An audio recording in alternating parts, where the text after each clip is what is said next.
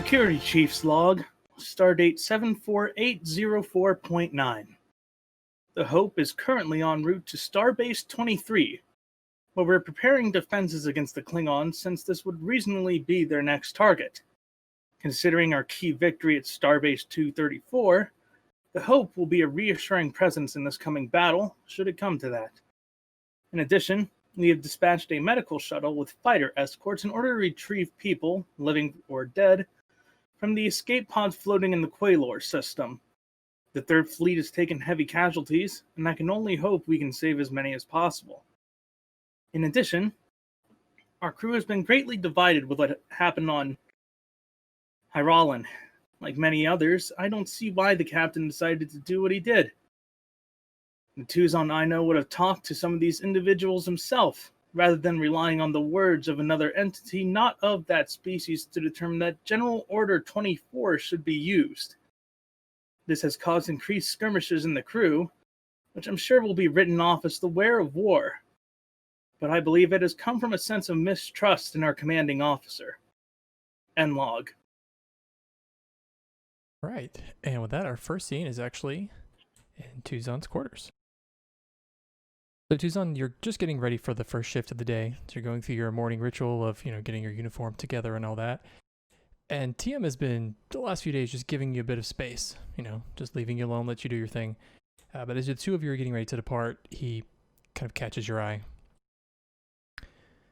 So Udon, you've been a little distant the last few days. Do you want to talk?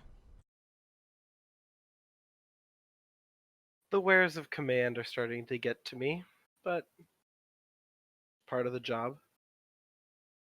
Lots happening, lots going through my head, a lot of options ahead of us. Do you want to talk about it? When it's just you and me, you don't have to be the captain. I know. I try to separate work life and personal life, but, well, when you live where you work, it's kind of hard to separate the two. And of course, the current situation doesn't help. It's been a stressful year for everyone. Indeed, and, well, we might have been just given a leveling factor. Oh, what do you mean? Some intel that I received and have been sifting through in the spare moments. I'm planning on showing it to everyone who needs to see it, but it's definitely the less eyes, the better.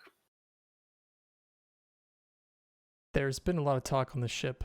People are a bit unhappy about what happened on the planet. Oh, I've heard. They try to hide whispers, but you always hear something. Whenever I hear them, I immediately tell people that you're the captain. The hard decisions fall on you. And it just kind of reminds me, like when I first met you, I was actually very jealous of your accomplishments, and just as a doctor, you picked up things much faster than me. But then as I got to know you, I realized that all came from a place of solid judgment. And when you first gave that order, I have to admit, there was a bit of hesitation, but I've just learned through the years with you that when you make a decision, even if you don't announce your reasons, it's always coming from a good place. Well, to be quite honest, Jarrus, I'm a little shocked that you were okay with hitting the button. I was fully prepared going up and hitting it myself. I had my reservations, and if anyone else gave me that order, I might not have done it. But like I said, with you, I always trust you to make the right choice. Even if I don't understand it, I know that, like I said, it's coming from the best place possible. It wasn't an easy choice, and I will probably second guess myself on that choice, well, the rest of my life. Ending a culture is not exactly something that somebody wants to put on their resume. Yeah, it was definitely not how I expected to end that day either. But watching how they advanced literally in front of our eyes, seeing that the only way they would have survived would have been through an exorbitant amount of resources which the Federation would have to provide, and we can barely provide for ourselves right now. And then looking at how what they would be going through psychologically. Would you want to survive after the entirety of your planet is just destroyed? You can't eat, there's no food because, well, the food's what destroyed the people. They had already destroyed their planet once. There was no flora or fauna. It was just them. And I wonder too, if you saved the galaxy from a future conflict or a future problem, just imagine, we know the Klingons didn't develop warp travel on their own. It was another species that made first contact with them. And, well, here we are. After many, many wars and conflicts, we're still fighting the Klingons. So Right. that bit of wisdom you had may turn out to save millions or even more.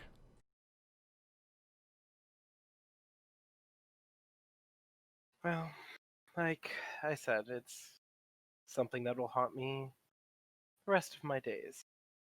But at the end of the day, I didn't see how those remaining few would have survived.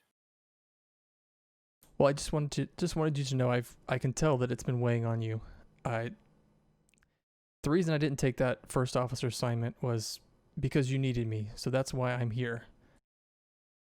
And you can always count on me. I know, Jairus. I always have and always will be able to. Well, I better get to the bridge. I don't want Sofent to be disappointed with me showing up late again. You better get going. I'll be up there shortly. And Jairus turns and walks out, leaving you by yourself in your quarters, Tuzon.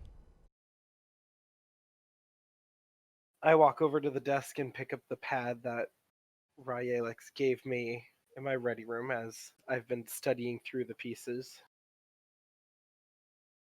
And just as a recap, what that pad tells you is it has the detailed schematics on how to build a torpedo. And what that torpedo does, you're not exactly certain. With your engineering skill, you know it's a torpedo, but how it actually functions is something that Ryalex could probably tell you. And in fact, did you give Ryalex an assignment to start building those? Not yet. I wanted to go through and look at everything myself, kind of make heads or tails from the scientific side of things, and wanted to bring the schematics up to the individuals in a secured meeting. Well, you've got a fair science. Let's maybe do a roll and we can see what you can get from that. Let's do a science. Let's do a science reason difficulty of 1. We got a 50-50 shot here, everybody. Research as a focus. Yeah, I'll let you go with that.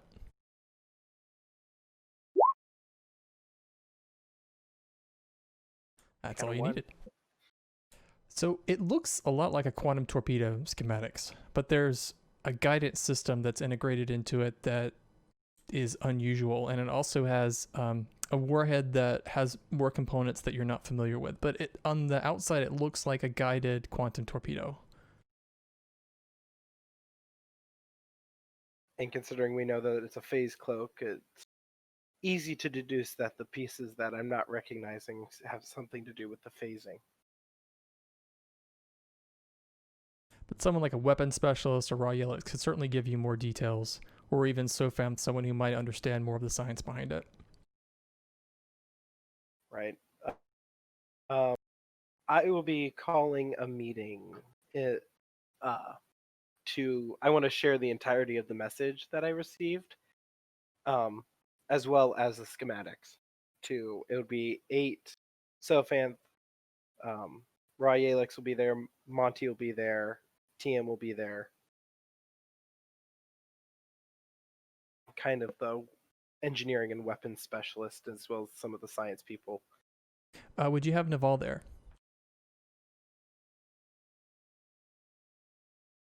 Sure, we'll do Naval and yeah, we'll do Naval.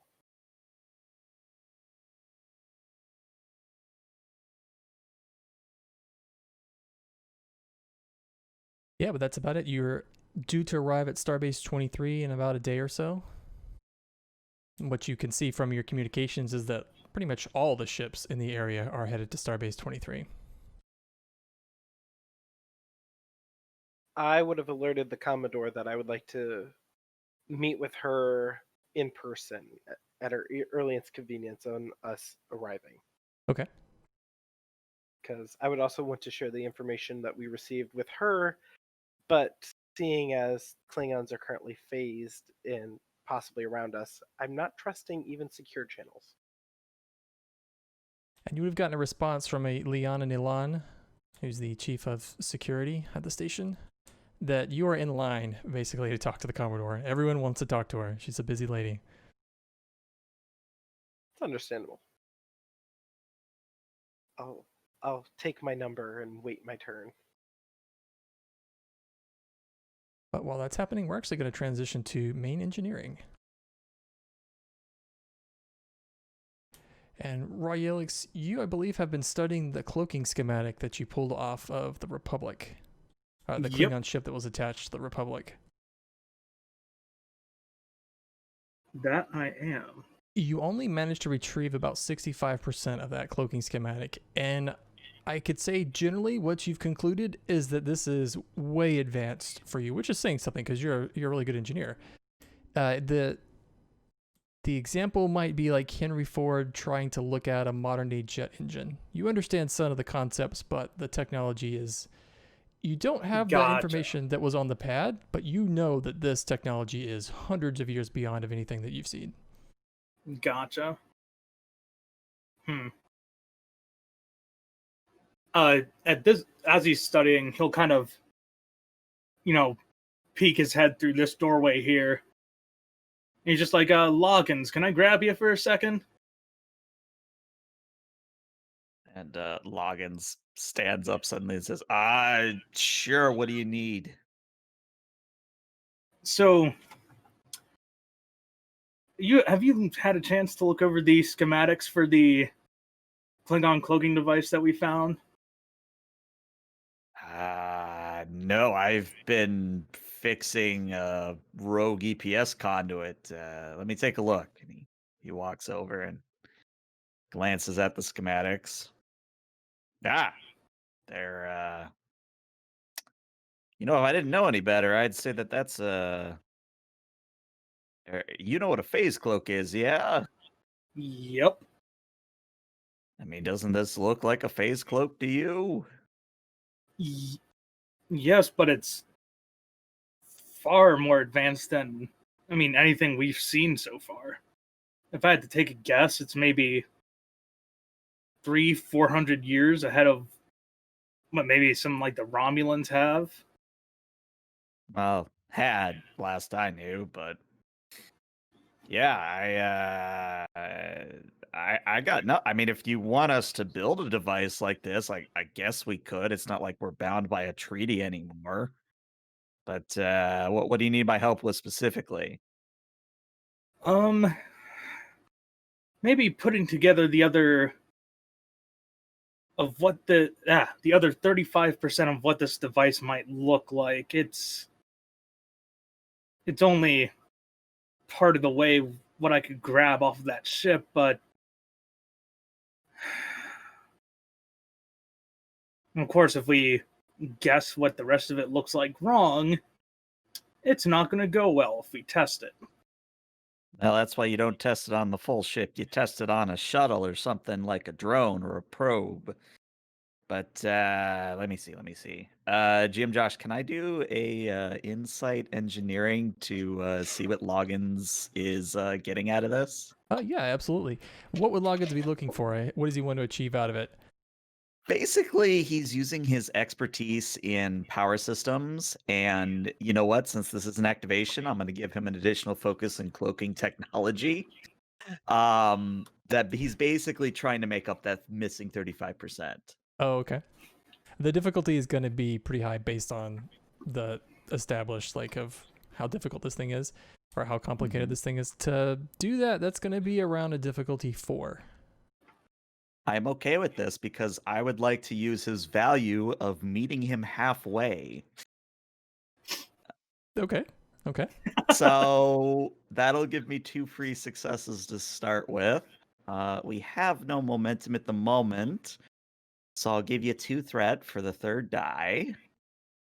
See what happens. In before complications. Oh, never mind. Let's see. Don't need it. I'm good. All right, so we actually Okay. get a point of momentum off of that. Huzzah!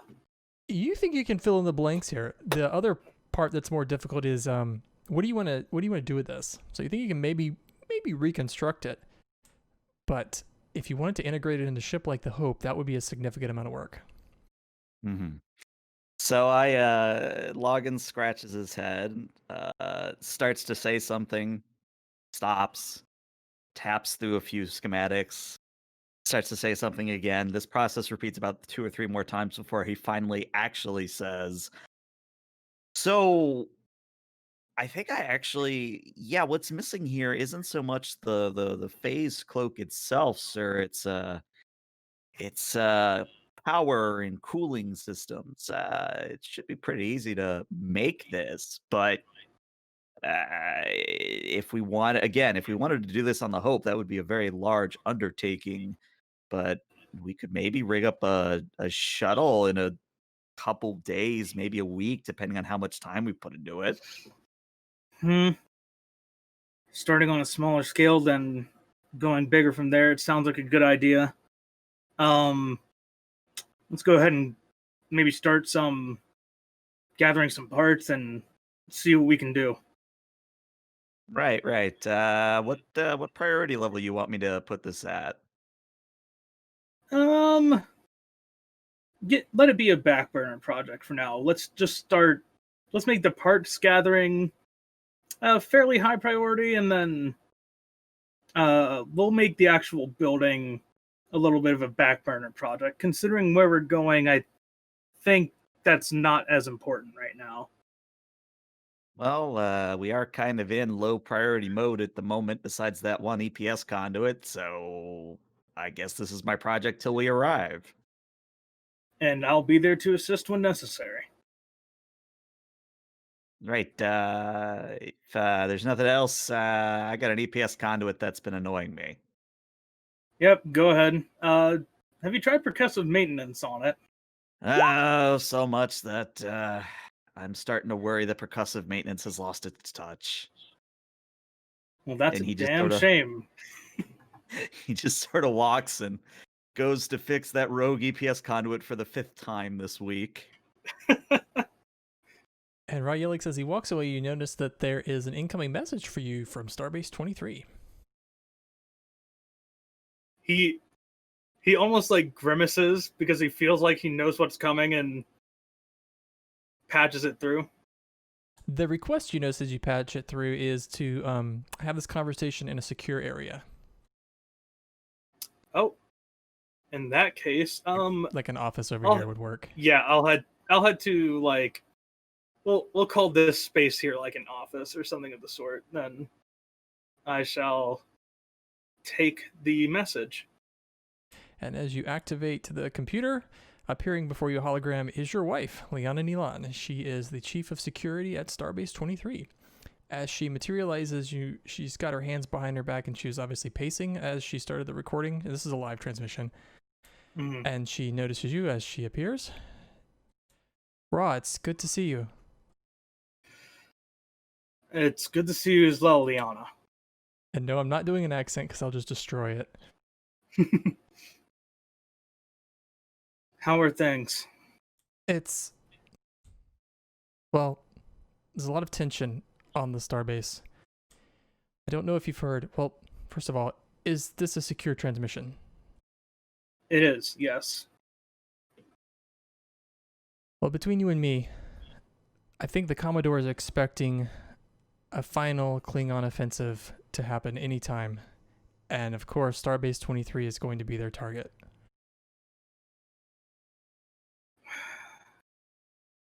Can't say I'm necessarily super surprised by it. With the third fleet being defeated, We've been evacuating all the target is civilian. here. We've been evacuating all the civilian population and getting anything that can fly that has weapons ready. What are our forces looking like? Well, when the Klingons entered the Quailor system, they weren't even bothering cloaking anymore. And from my counts, at least, I don't have all the intelligence reports, at least 2-1. Considering that most of the ships that are probably here assisting were also at Starbase 234, it's not like we can use the same strategy again. No, Ra, and Starbase 23 doesn't have much as far as weaponry. I don't know why on the border it was never upgraded, but it's not going to be the kind of fight that it was before. I can only hope that we have good people on our tactical side and that we can pull through as we did with Starbase 234. But I was calling not only to catch up, but to let you know that I saw your request to transfer Konal to the Hope, and I really support that.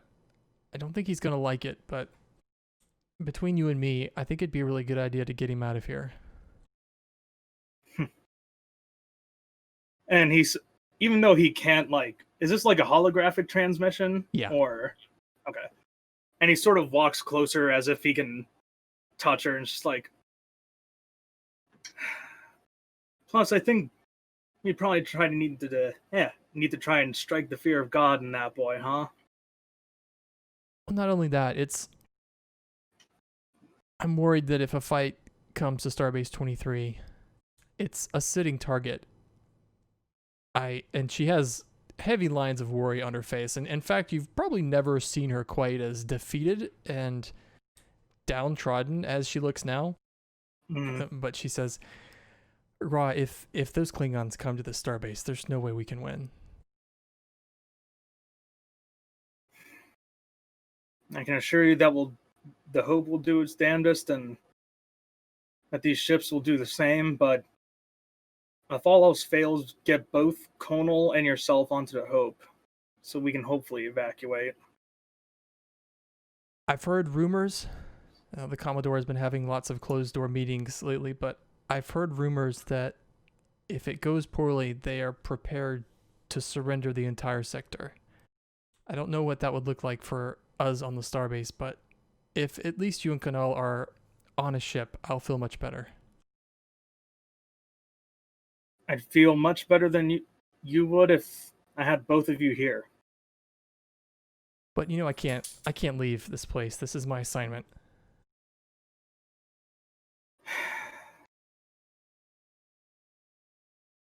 If only there was a way to change that.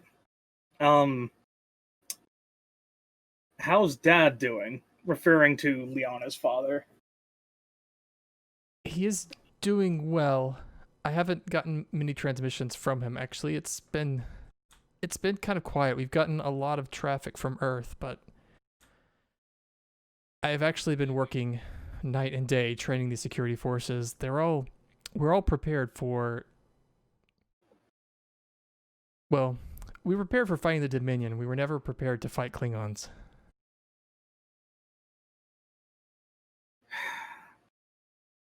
Is Starfleet ever ready to fight Klingons? We've been focusing our efforts on hand-to-hand training and close quarters combat, but in the event it comes to that, and again, she her eyes lower and she says, I don't see a good outcome from any of that. warriors that have been training all of their lives in this sort of thing, and not to mention Klingon physiology, we just won't have a chance. And if they have superior numbers on top of that, Hell,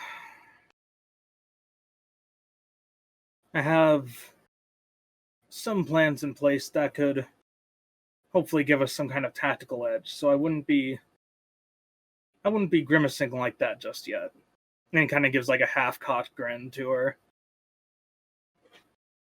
and she reaches out her hand to grab your hand, but of course it goes right through because it's just a hologram.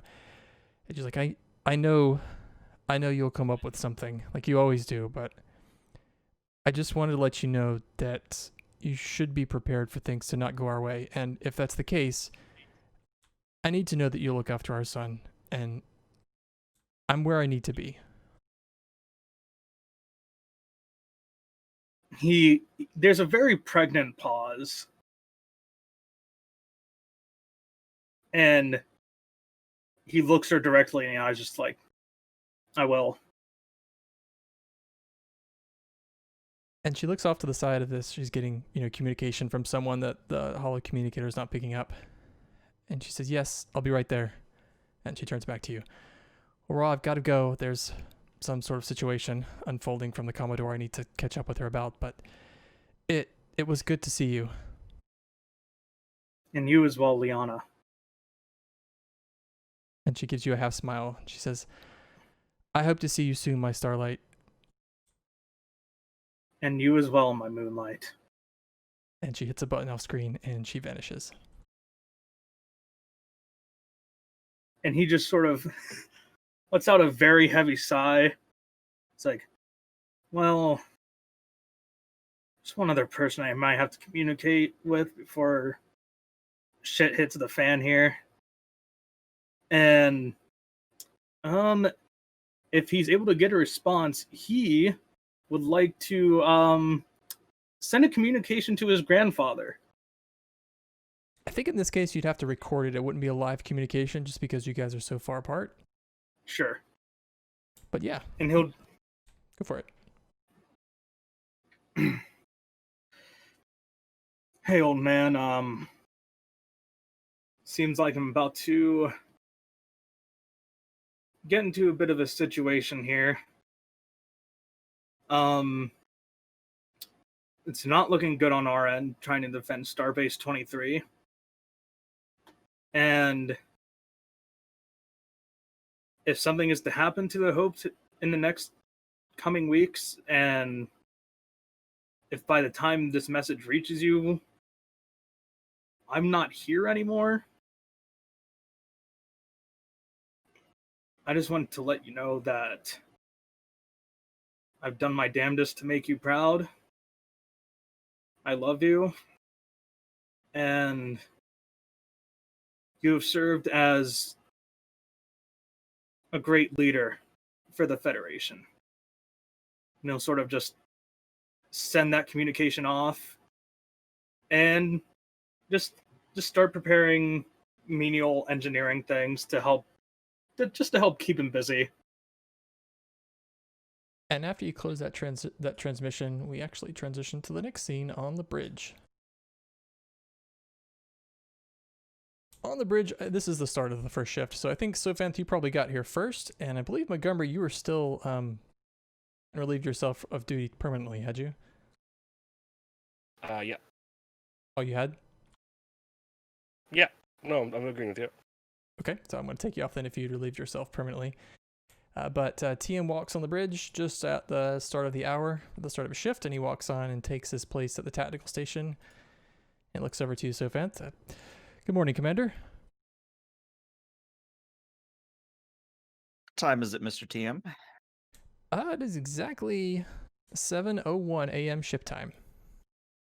Mm-hmm. And when does your shift begin? I know. Apologies, I will do my best to be here a little earlier next time. Well, I just want you to know that this is the third time we've had this very discussion. There will not be a fourth. Do I make myself clear? You do indeed, sir. Message received. Very good. What is our current tactical situation then? Well, the force that's moving out the Qualar system to gather the escape pods seems to be going well. They are expected to arrive on system shortly, and it looks like we're headed, best possible speed to Starbase 23. We should be there tomorrow. Other than that, scopes look clear. No Klingons in sight. Well, keep me apprised of the situation. And And- then Sophanth just sort of sits there, as one does when there's nothing going on the bridge. At this point, I'm going to throw Tuzon in. Tuzon, you walk off the turbo lift onto the bridge, and it's pretty quiet. Morning, everybody. Morning, Captain. And of course, I evacuate your spot. What's the current status? Well, things are proceeding on schedule, sir. We should be arriving at Starbase 23 within a few days. Good. We have a lot to talk about with the Commodore.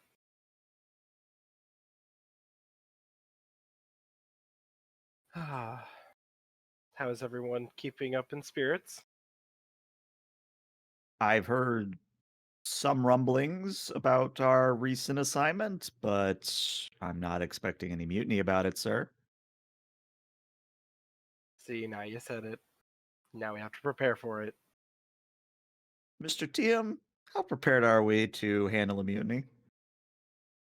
Well, I've tried to learn a little bit from the things that happened in the past. Let's just say I double check personally myself every phaser, every morning to make sure that they are all set on stun. And we have security personnel just standing by, just in case. So that's why you're late every morning. Well, yeah, and then my morning run, but I'm not going to let something like that happen again. Tuzon just smiles and winks.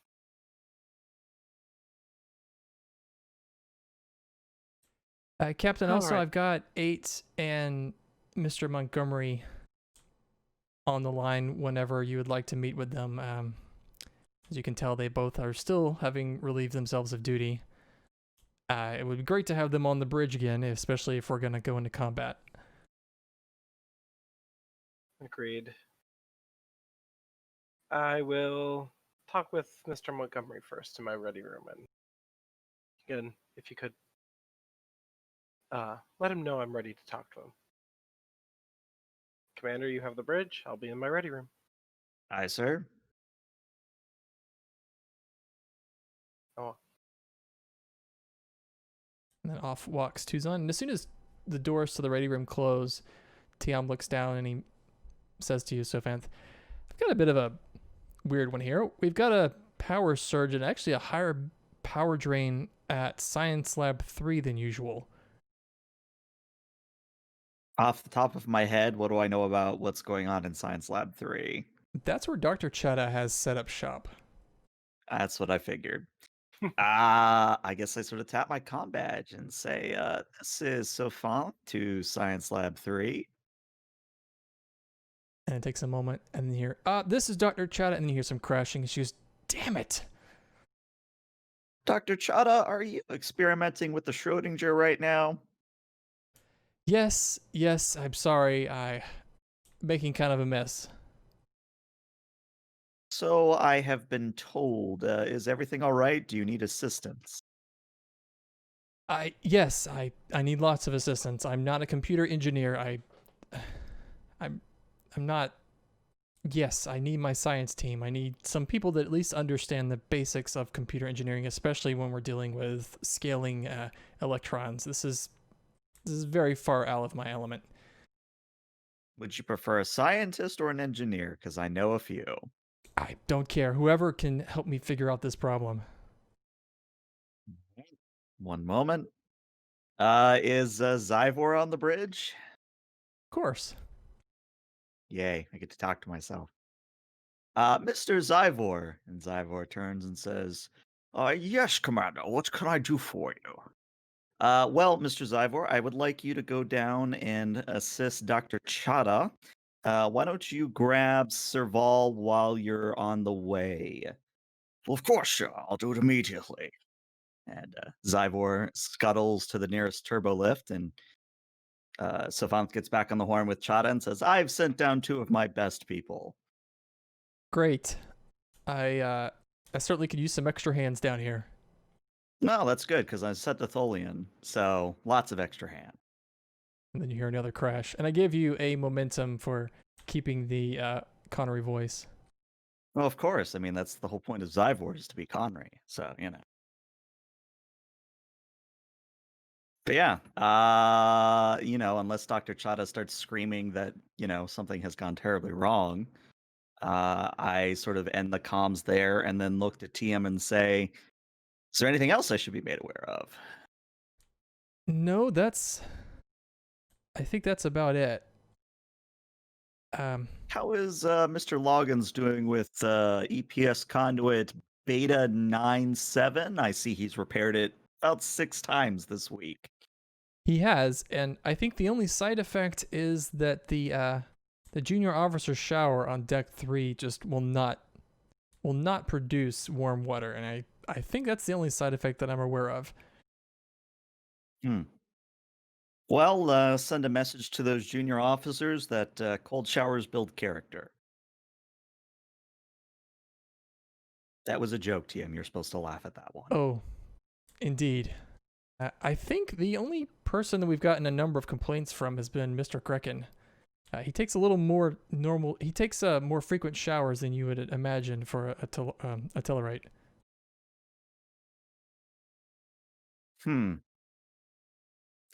Send those complaints to my pad and I'll review them. And you see the complaints are only matched by a number of complaints that he takes frequent showers and often sings very loudly in them, disturbing his neighbors. I file that away to follow up on later.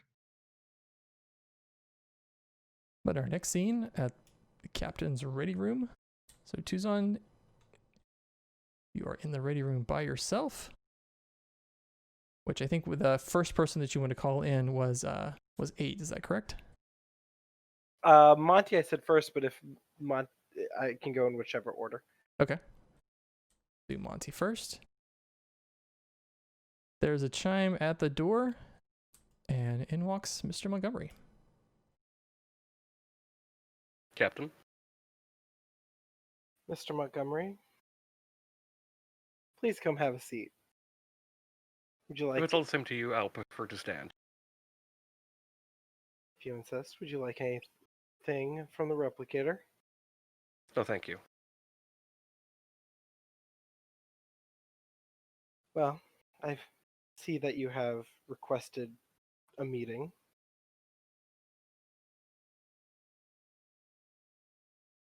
I was told to come here. I did not request a particular meeting with you at any time. Yes. I was hoping that we could kind of have a little bit of a chat. If it's to persuade me not to submit my report to Starfleet Command, I must inform you I've already submitted it. No, not at all. I figured you had already done that. I figured you had already had it written before you walked off the bridge. Yes. But I think something that is good of any commanding officer is being able to talk with their senior staff about the decisions that they make, whether that senior staff agrees or disagrees with it. Are you referring to the decision to end 8 billion lives? I had no control over most of that. And then the 100 lives you decided to destroy? Did you have control over that? I made the call. Debated it hotly in my head. But I looked at the potential of the future. And, well, I made a call. It's unfortunately my job as the captain. Out of the whole entire time the Starfleet and Federation have existed, the Order for General 24 has only been enacted twice beforehand, and neither times were they followed through. You're the only captain to follow through on this order, which was, in my opinion, hastily decided upon. You said that you debated the issues. I doubt you can process information as fast as I can in a moment.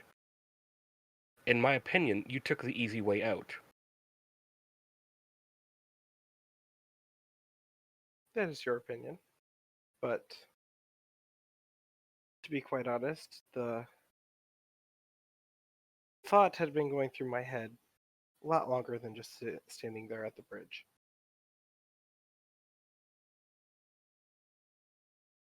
Not to end them, but to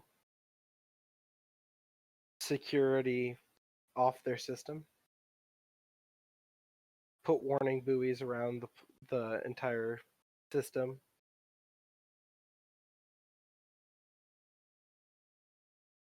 That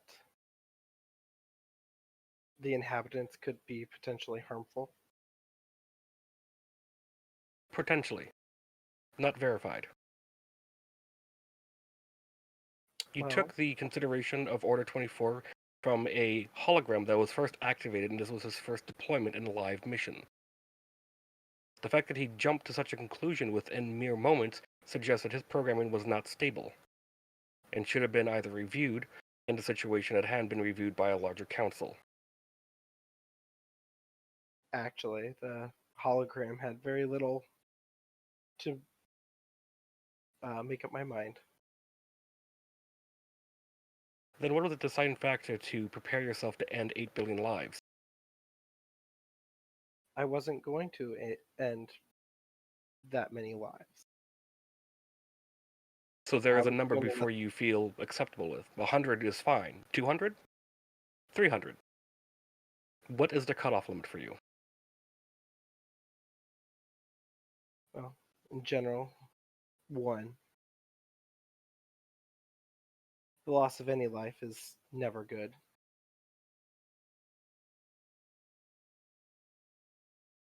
But yet, here you are, made that decision to end 100 lives.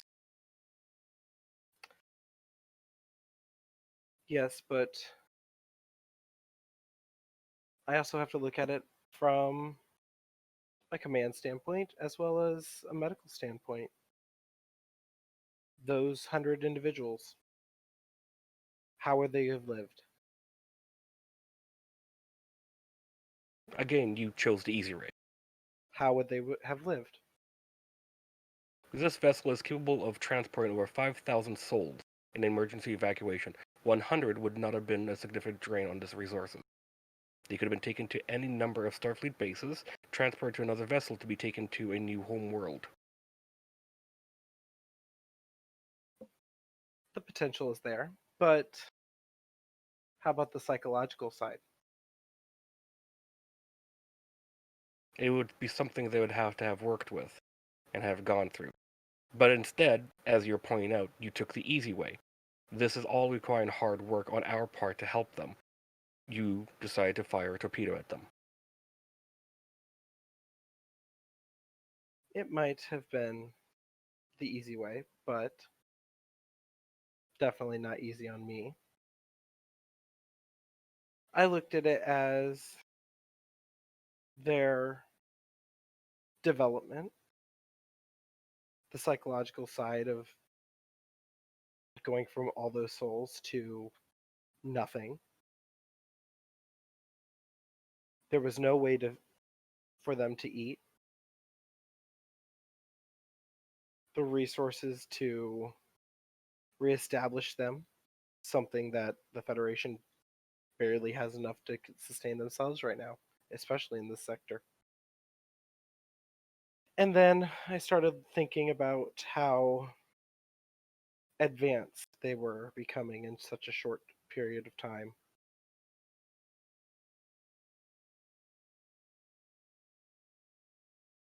And how truly only one civilization has ever matched that capacity to advance.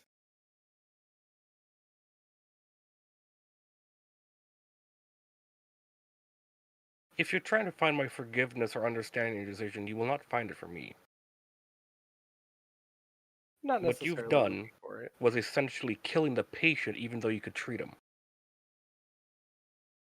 That order goes and violates everything not only of my own ethical subroutines, but that of the spirit and nature of the Federation. Seek out new life. Instead, you decide to destroy it. And justify it by saying it would be too hard and too difficult for the Federation to help 100 people. 100 people that now don't have a future. You presume to say that you know what would happen, but it's all a guess. Well, that's what every move we make is. It's a guess. Essentially, what you did is how the Romulans would treat humans.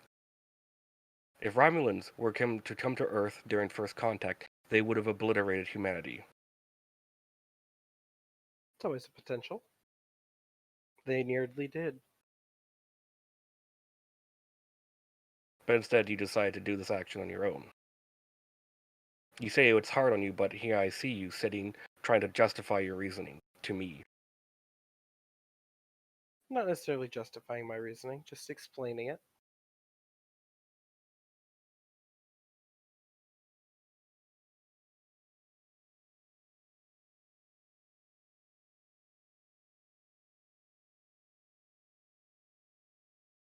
Is there anything else? I would like you to report back for duty. We might not At first- agree, but I need that your skills. I need you. Especially right now.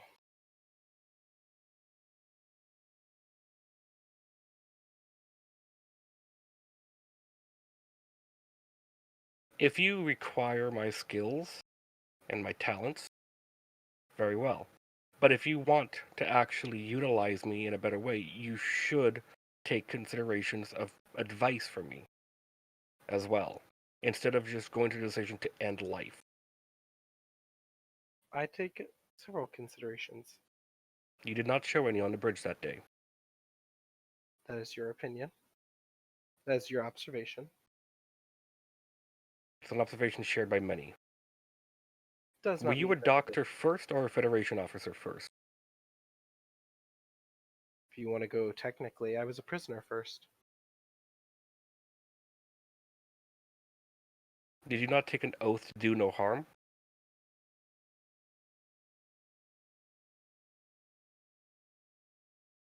And with that, he's just gonna like, if I'm done here, I'll be in my ready room.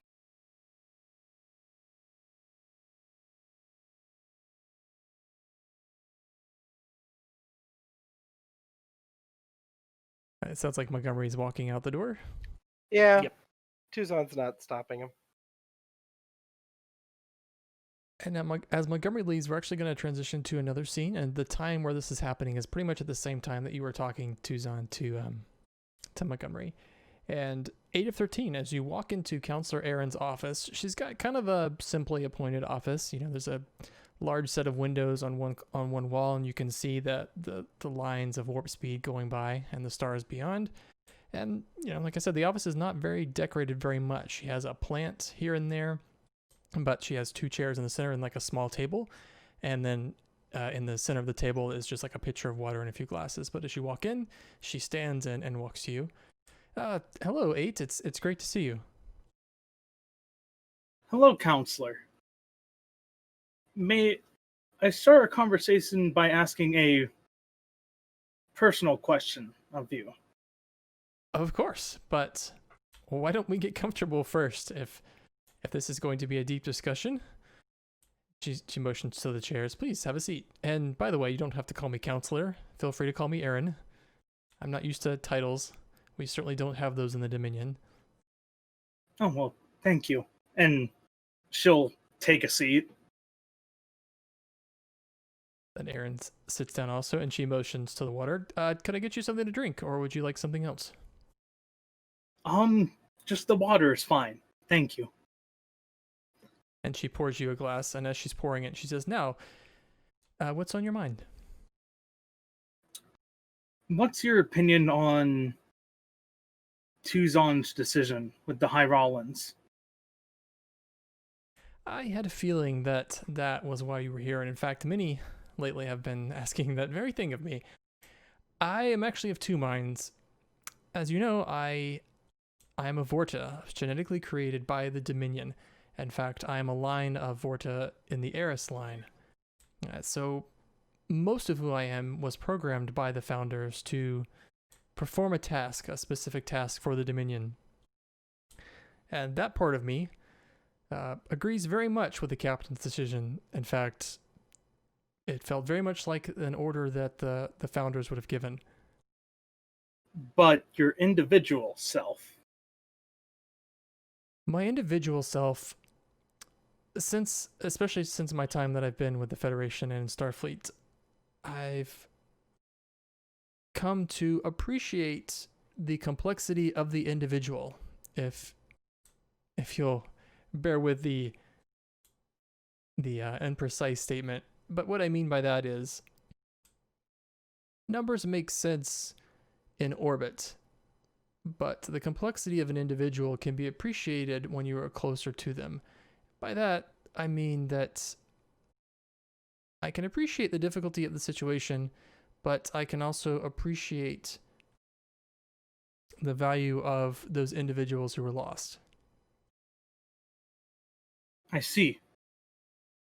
Well, as chief of security of the ship, I believe that the captain has made dire errors in his decision to enact General Order 24 on the High Rollins. My, I guess, estimates would be that although we did make first contact with them, we did not know how many other species that they were involved with, nor do I think we made every attempt possible to achieve non-military resolution, which would place the captain in violation of Starfleet General Directive 10. I see. And considering the war that we are fighting now, the captain may have just brought down several other species on the Hope's head. And frankly, after this battle, or before, I would like to relieve the captain of duty due to the fact that his decision is one that could have endangered the people on this ship. She raises an eyebrow and she puts her glass down and kind of leans back and she says, "First of all, Yates, I appreciate you coming to me and offering up your feelings and trusting in my counsel, and I can promise that anything you say here will be held under the strictest confidence." It's an interesting dilemma that the captain faced. As I said before, I can tell you exactly how the Dominion would have responded. The Dominion would have responded exactly like your captain. But I can't help but think, if you don't mind the conjecture, imagine if this ship had come across the Borg in an early stage, and it would have been possible to eradicate them before they had spread across the galaxy and killed countless numbers of sentient beings. Would you have ordered the destruction of those Borg, knowing that perhaps some of them might have been redeemable, but the ultimate outcome would have been the end of the Borg threat forever? Well, I'm here, aren't I? The Borg have made progress. I mean, out of character, in canon, the Borg collective is gone, right? I think so, yeah. The Borg as a threat has pretty much vanished in the meantime. Yeah. Then there were several other Borg that became liberated like I did and made great progress. For example, Hugh, who was encountered by the Enterprise. The freed Borg drone known as 7 of 9, who was encountered by the starship Voyager. And I believe the most important would be an organization of liberated known as the Zeros. While the liberated and the Zeros were both different in their idea of liberation, they were their own cultures.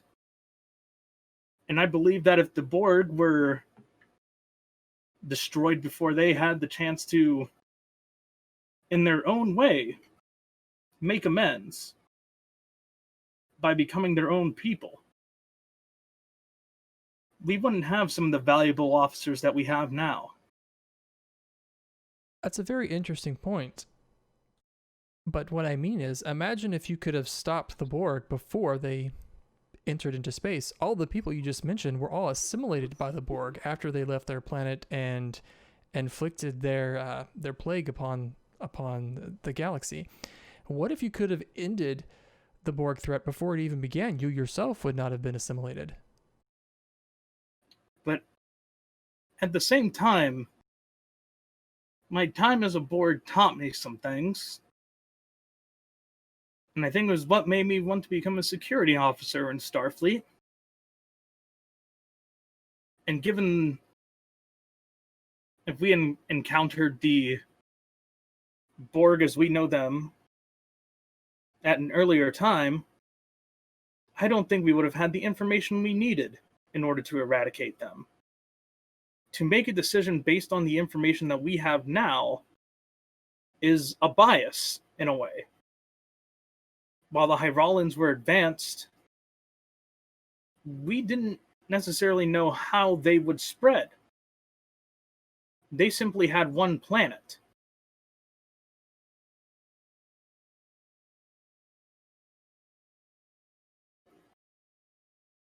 And I think we should have given them their fair chance at rehabilitation, because from what I heard from my talks with Dr. Linares, not all of them were of that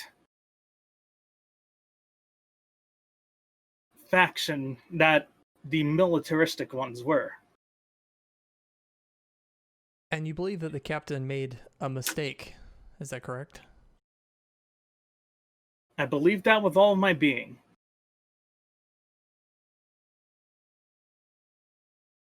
Have you ever served with a captain before that has made mistakes?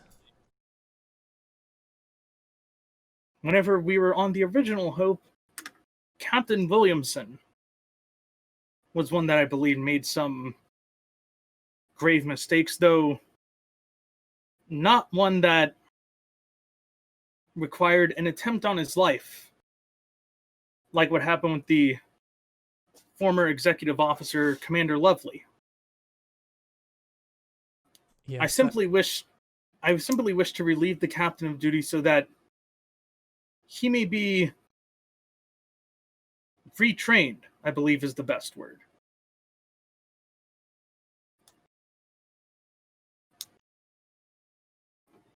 She kind of turns her head. Retrained in what way? And making proper decisions and coming through all options before deciding to end life on an entire planet.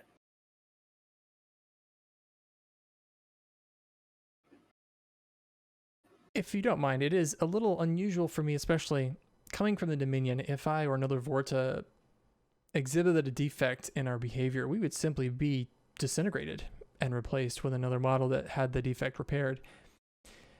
It's just anecdotally interesting to me that the Federation has a similar method of reprogramming, of course, not by destroying the person, but trying to alter their behavior of a sentient being like that, in my experience, is rather difficult, especially if they don't agree. Yes, but I know that the captain has some reasoning still, so I would like to make sure that his mind is in the right place before he has to make such a decision again.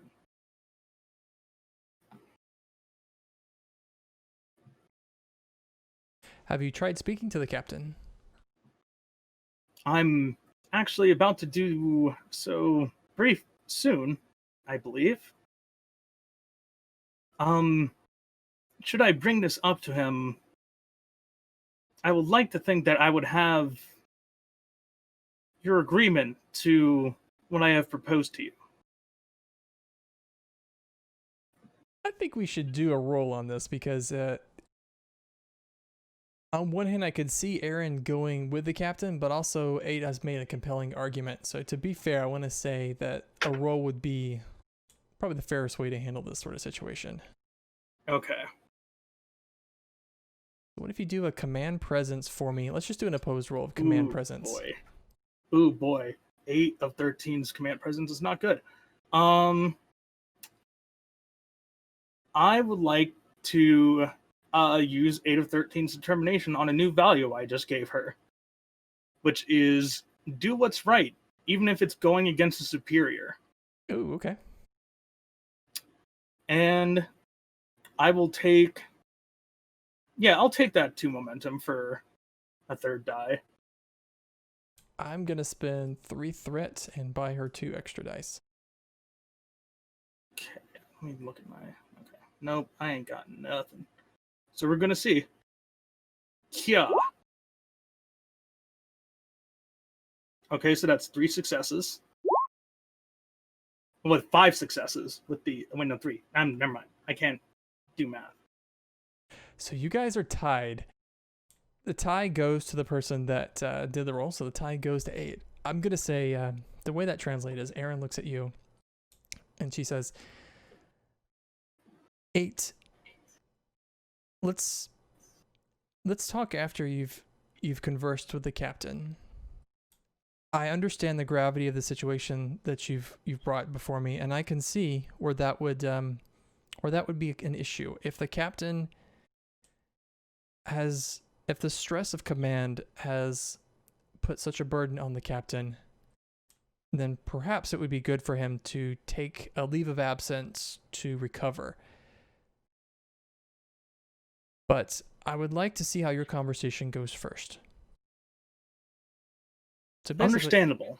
Basically, mechanically, she's not completely on your side, but she wants to see how that conversation goes. She's not completely for or completely against. She's on the fence.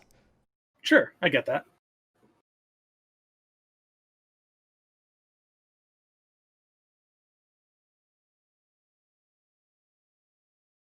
And with that, we're actually going to jump to the lab, the Hope Lab. There, Hope Lab. So Zyvor, as you and Serval walk in, you see Dr. Chada has basically torn the lab to pieces. She's got electronic equipment everywhere. She has the Schrodinger shrunken down to about the size of like a, let me think of something, like a little bit larger than a football. So it's fairly small, but she has all sorts of electronic equipment attached to it. And the entire lab is basically just a mess. Like she hasn't been cleaning up after herself, and she's working on something and she doesn't even notice the 2 of you go in. I think these are both supporting characters by ELH. So ELH, if you can take Zyvor, maybe I'll take Serval. I mean, I can do both if you really want. Oh, yes. If you do both, that would be amazing. I will do both. So, Serval and Zyvor walks in. Serval takes a look around, whistles, and goes, "All right, this is certainly something." And Zyvor just sort of chitters a little bit and says, "Well, it isn't what I would do at the science lab, but Dr. Chada, a question for you. Was it really necessary to destroy the lab in such a way?" And she looks up, and then when she catches sight of Zyvor, she jumps back and knocks, a stack of pads off of a table that was next to her. And she goes, oh God, are you a Tholian? "No, I believe that I'm actually what is known as..." And Serval just cuts him off and says, "He's a Tholian. He's trying to make a joke. He doesn't get it yet. Just..." "Yes, Dr. Howard, he's a Tholian." I did not know that we had a Tholian in Starfleet. Sofan said that she was sending more hands my way. And she mentioned a Tholian, but I don't think it even registered. Sorry, I have a bit of arachnophobia. Well, that is good news because I have 6 legs, not 8. Yeah, that doesn't really help any. Serval just sighs and says, "What can we help you with, Doctor?" Well, okay. Have you two been briefed on the Schrodinger? Well, yes, I understand that you're using a new technology to shrink it down using a rare element. Yes, actually, Validium, an element that we discovered on Deep Space 12. It's calling it shrinking is kind of a crude way of saying it. Actually, we found a way to scale or to fold down the material universe of an object using the Validium and basically a transporter. There are a number of technical hurdles I just haven't been able to overcome. My team was working on it when the Klingons, well, you know what happened. Well, where would you like us to begin? Well, let me first describe the problem. The chief issue is that isolinear systems, when scaled, just don't seem to work at all. I'm not a computer scientist, so I can't quite understand why. In fact, the computer system that we have on the Schrodinger is just a simple duotronic computer system that doesn't really do anything except take in inputs. It's to make this a working craft, it's going to need a computer. Otherwise, most functions it would take a crazy crew size to control a vessel, even of this simplicity. I just can't understand why this computer won't work. I've tried everything. I just don't know what to do here. Serval sort of walks over and examines the craft and makes to maybe poke it, but thinks better of it and says, "Well, this is going to sound a little bit strange, Doctor, but the craft, it does have subspace communications, yes?" It does. It does. There is a little bit of a problem when it comes to dealing with faster than light communication, which might be the problem with the isolinear system in general. I haven't quite been able to solve it. It's also why we didn't even try installing a warp drive or antimatter drive on it. It's just using a simple fusion reactor. Right. And if I understand what the applications of such a vehicle would be, it would be to explore the microscopic and perhaps one day subatomic realms. But that's on a very small scale. You wouldn't ever want to put a warp drive on it because it would make more sense to station such a vessel on a larger warp capable vessel rather than trying to actually warp the small vessel itself. Following me so far? I am, however, there are also the technical considerations. Most starships that don't have advanced sensors don't detect. Well, they could if they tried. They don't have their normal sensor resolution to detect smaller objects of the size that the Schrodinger can scale down to. So a ship traveling at warp, scaled down, would basically be invisible.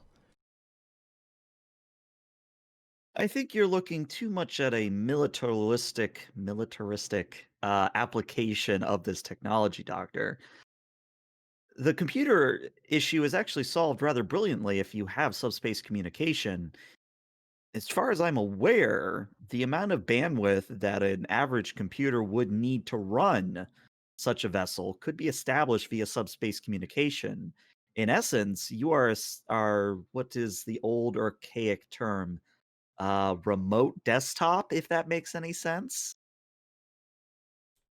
It could be possible to control it remotely. My concern, though, is we'd lose an amount of control if we try to control it remotely. It would be no different than just a nano device, like a nano probe, if you will. I think what the good Serval is trying to say is that you don't actually control the vessel from remote. What you do is you create a link between the what is essentially a thin client, a dummy terminal on the Schrodinger, and you pipe in the computer to that terminal. In essence, you are using an extension of the main computer. I see, but even then, the duotronic system that we have on board wouldn't be able to handle much of anything. It's not even really able to manage basic functions here. And she leans in and she shows you a simulation. And Serval, actually, I want to make you do a roll here because there's a bit of insight that you might be able to get. If you can do an engineering insight for me, a difficulty of 3. Diagnostics, Sure. that focus does come in. I was actually going to pitch small craft for irony. Oh, but, hey, there you go. Yeah, I see what you did there. All right, what's the difficulty? 3. 3. Do we have any momentum? It doesn't look like we do. You can always give me threat. I'll give you 1 threat. Why not? And I tell you what, let's give her, since this is an activation, let's give her bold engineering so that I can actually reroll if need be. All right, what do we get? Well, that's 4 successes. So let's reroll that 1. No whammies. Oh, Look at wow. that. Very 6 nice. successes. So 3 momentum. Okay, so the 3 momentum, you can ask additional questions, but the first bit of information I'm going to give you is by looking at her simulations, her computing problem could actually completely be solved if the computer system that was running the Schrodinger was a just had a mind fart there. 1 second. If it was a positronic computer, it would solve all of her problems. Because the issue is that the issue that she's having is isolinear circuits, when they are scaled down, lose their ability to travel faster than light by just the way that the architecture is. But organic beings, as you can see on her pad, have had no problems. Like scaled down, a person can still function.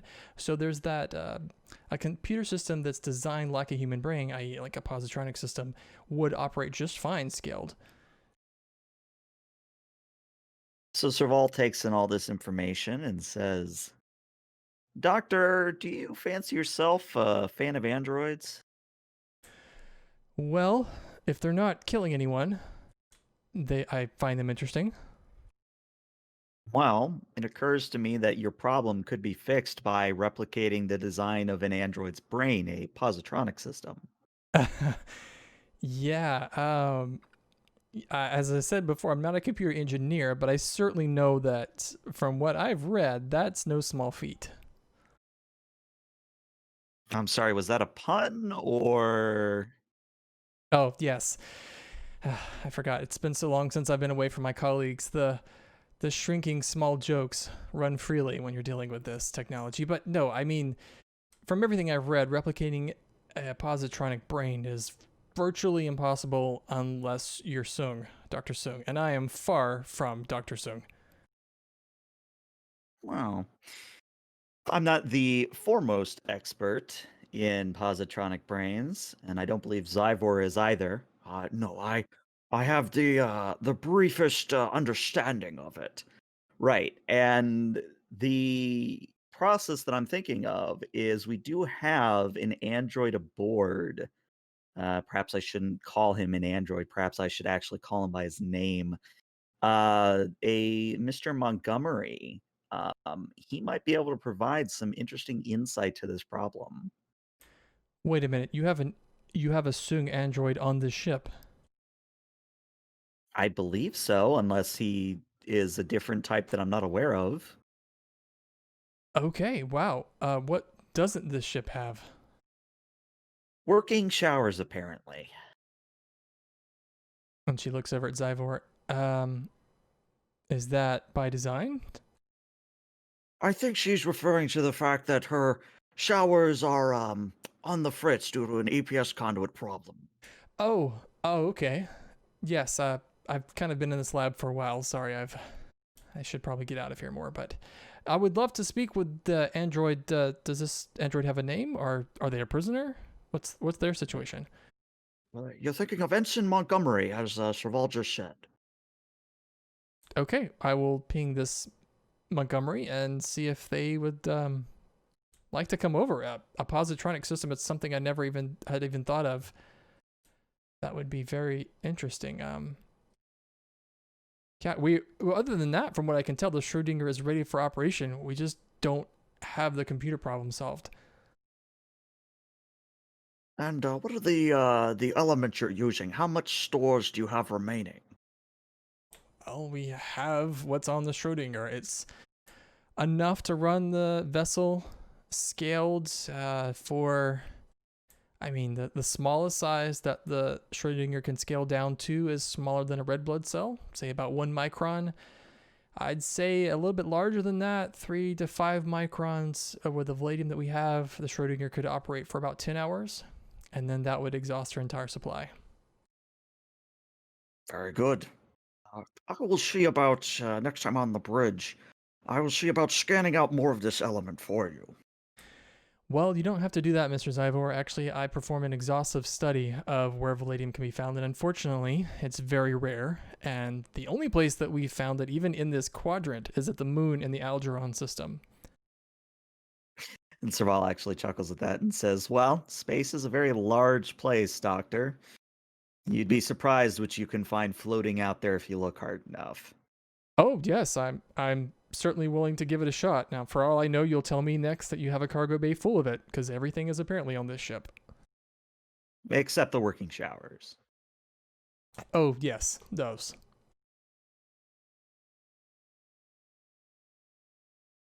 And yeah, if she needs like help with tinkering or whatever, I think Servala and Zyvor would, stay and help out. But, I think they've accomplished what they came here to do.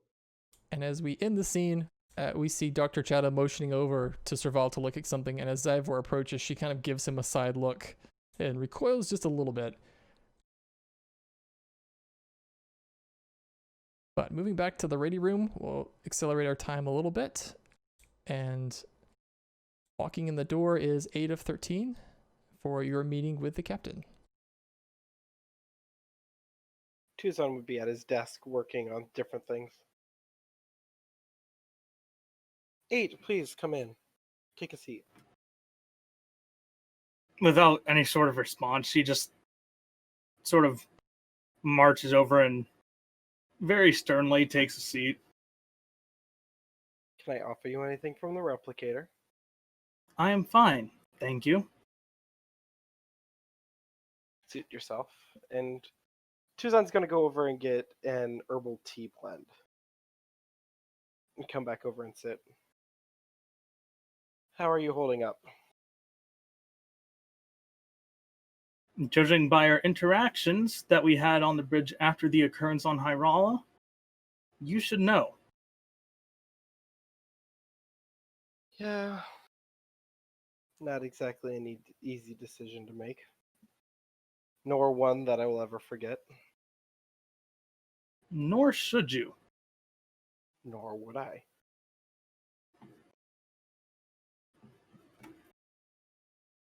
Most likely it will be something that haunts me.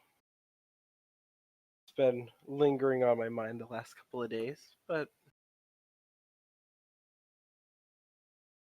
regardless of the decisions made, we have to press forward.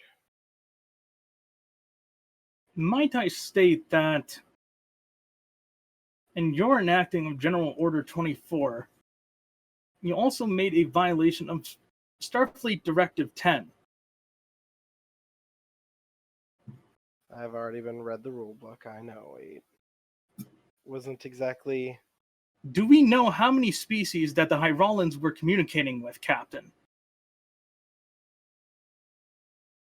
Not particularly, but based on... Then for all you know, you have made this war on multiple fronts even larger, because you failed to bring any sort of non-military resolution against these people. A war for the resources which we do not have. A point that went through my mind. And yet you made the decision to kill them anyway.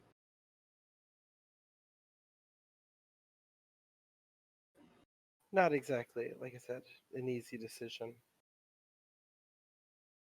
I was perfectly fine with leaving it as a failed first contact and basically setting up a security barrier around them.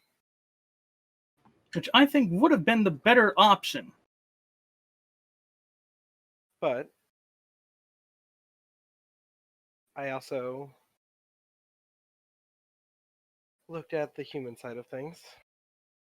Well, organic side of things.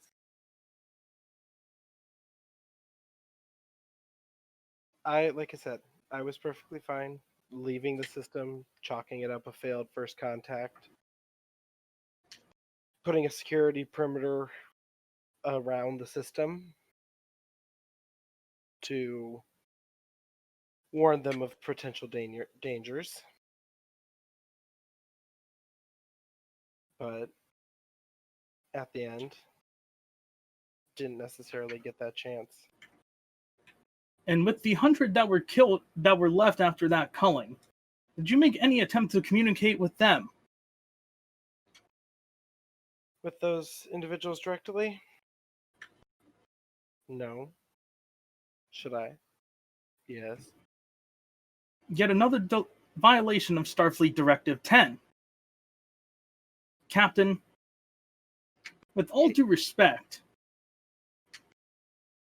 in your decision with the Hyrolans, you have shown some of the most incompetency that I have seen in a commanding officer. And as Chief of Security, it is my job to make sure that the people of this ship are safe, along with the safety of the people in the Federation. That is also my duty. Were you on the planet? Don't patronize me. Did you interact with them? Did you interact with all of them? And honestly, did not get a chance to. I would have loved to. Then your decision was uninformed.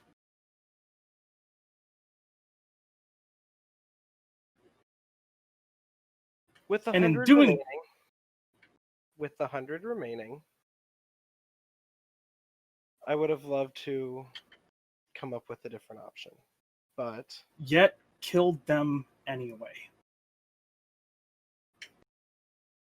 I would like to be able to explain my thinking without being interrupted. Frankly, Captain, the reasoning you have would not be justifiable. Because in also violating Starfleet Directive 10, you also violated Starfleet Directive 2, which is against the taking of intelligent life.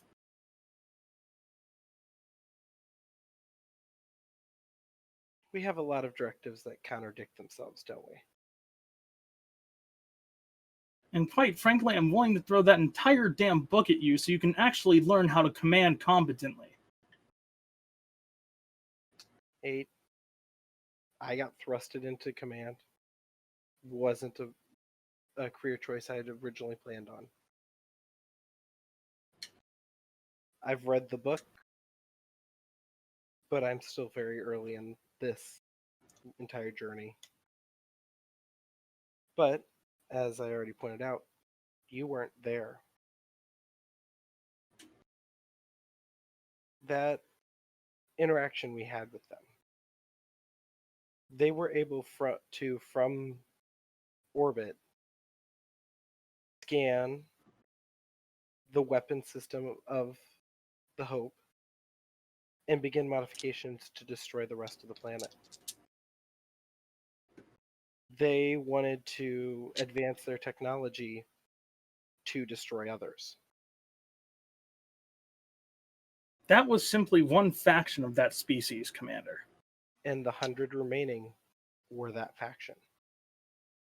Yet you had no clue what those 100 would have done. There's also the fact of they could not sustain themselves. The food source of the planet were microbes in the water, which the entity the warden, or whatever he called himself, used to destroy the rest of the population. There was no food source. There was nothing left on that planet other than the 100. Could we have potentially saved that 100? Yes, but in the time of us standing in a room with them, they went from oh, you look different, talking about Monty, to you have a positronic brain and we want to be able to duplicate it. Again, to destroy all others.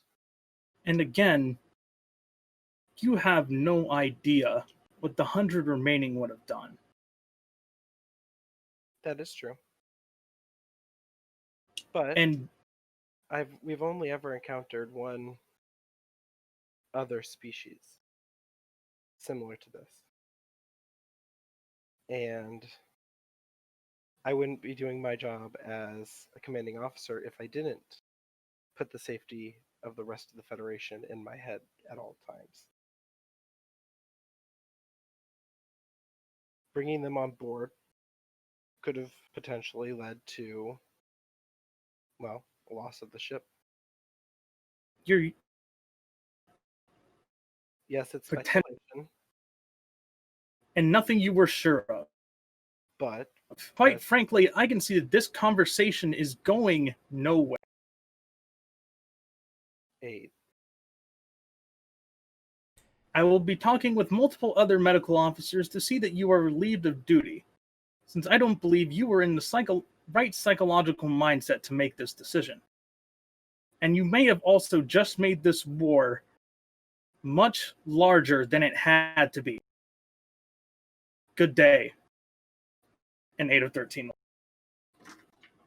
Josh, Yes. I'd like to spend 2 momentum that Sophanth was listening in on that Olden Kyre conversation. Okay. And Sure. Sophanth is going to be right outside the captain's ready room with Tiem holding a phaser rifle. Not pointed at, at 8, but just, has it. Let's maybe move back to the bridge and deal with all that. One moment. And this is the part of the episode where GM Josh just starts throwing away his notes, maybe throwing them on fire, just Yeah. I'm doing used this to. I'm today, used to it though. It's all right. I was gonna say, with this group, we're pretty good about throwing out the book. Mm-hmm. Yeah. So 8, as you walk out, that's the scene as described. So Fenth and TM are standing there, expecting you to walk out. Commander, Lieutenant Commander. Well, since you're so fond of quoting regulation, Regulation 7, paragraph 4, an officer must consider themselves under arrest, yada, yada, yada. You are hereby remanded to your quarters for the duration of this voyage until we arrive at Starbase, at which point you may meet with legal counsel and discuss your, shall we say, attempted mutiny. You have no proof that it was mutiny, but as you wish. So Fenth, you notice as this exchange is happening that on the captain's chair there is a light beeping. You guys are actually getting a secure transmission from the Commodore. Is it coming up in my ready room? Yeah, if you would have been paying attention, you'd also notice it's marked priority 1, so like super important. Well, Go ahead, answer it. Captain. I answer it on my console at my desk. Commodore.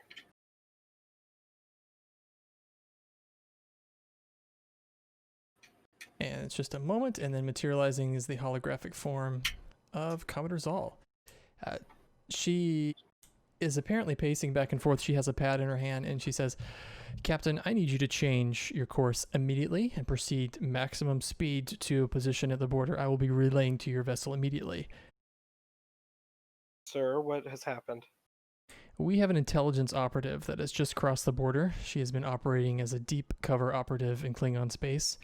She has just been discovered, and she is returning with information that she says is critical that we have. It is very time sensitive. So this is your number 1 mission. She needs to get back with that information. It sounds very critical, especially if she is saying it is this important. I can't think of anything else that is more important to us to get right now. So whatever means are necessary, we need that intelligence. Understood.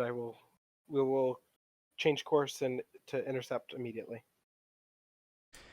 And she says, I will send you a secure package with more information. But again, if I'm not emphasizing this enough, Captain, this is your number one priority. Yes, Commodore. And she doesn't even hang around for conversation. She cuts out the communication. I immediately walk out the door onto the bridge, walking around 8. Helm lane course, we have a operative we have to rescue. And you walk into this scene. So tell me, Montgomery, would you have taken your station? Oh no, he's still relieved. But Tucson, remember, asked you to go back to work. Would Montgomery have done that or still stayed off duty? Still stayed off duty. Okay, so we'll say there's just a red shirt at the helm. And the red shirt says, yeah, yes, sir. And it sets the course, maximum warp. But you walked in, Tucson, and you see the exchange. Like, TM has a phaser rifle pointed at 8. No, not pointed, just there. Just there. He just has it on him. After relaying that, he turns and goes, oh, I walked into something. Yes, Captain. I believe that based on the conversation I overheard, which you may discipline me later for, everything leads me to believe that 8 here is attempting to more or less abuse Starfleet Order 104, Section C, to perform a mutiny. And as per regulation, I am taking them to the brig. Well, Mr. TM is, but... Well, I didn't necessarily detect mutiny, although seeking out multiple medical personnel to judge my psychological state, I guess could be interpreted as that. No, sir, unless you would care to counteract my orders, I am hereby placing 8 under, shall we say, solitary confinement until we arrive at Starbase. Well, as much as I don't like overruling your order or your decision, Sophanth, we need 8 at tactical duties as well as TM. We're on our way to the border. Sir, with all due respect, I wouldn't trust 8 of 13 to replicate something for me at this point. Not after that conversation.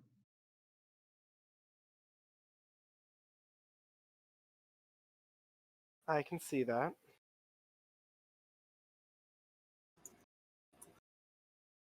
I leave it up to you. Then Sofant just turns to TM. See them to the brig, then return here. Put your best man on guard. You got it, Commander. 8, you won't give me any problems, will you? She just simply nods, And as in, like, yes, I won't give you problems. he motions to the turbolift. After you.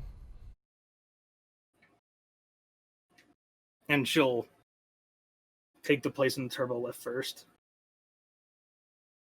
8, you do notice, for whatever it's worth, that TM's phaser is on stun. It is not on kill. I think this is one of those things that 8 having, well, pretty much everyone that was on the Hope before, you just always look at a phaser, probably just to check to see what the setting is.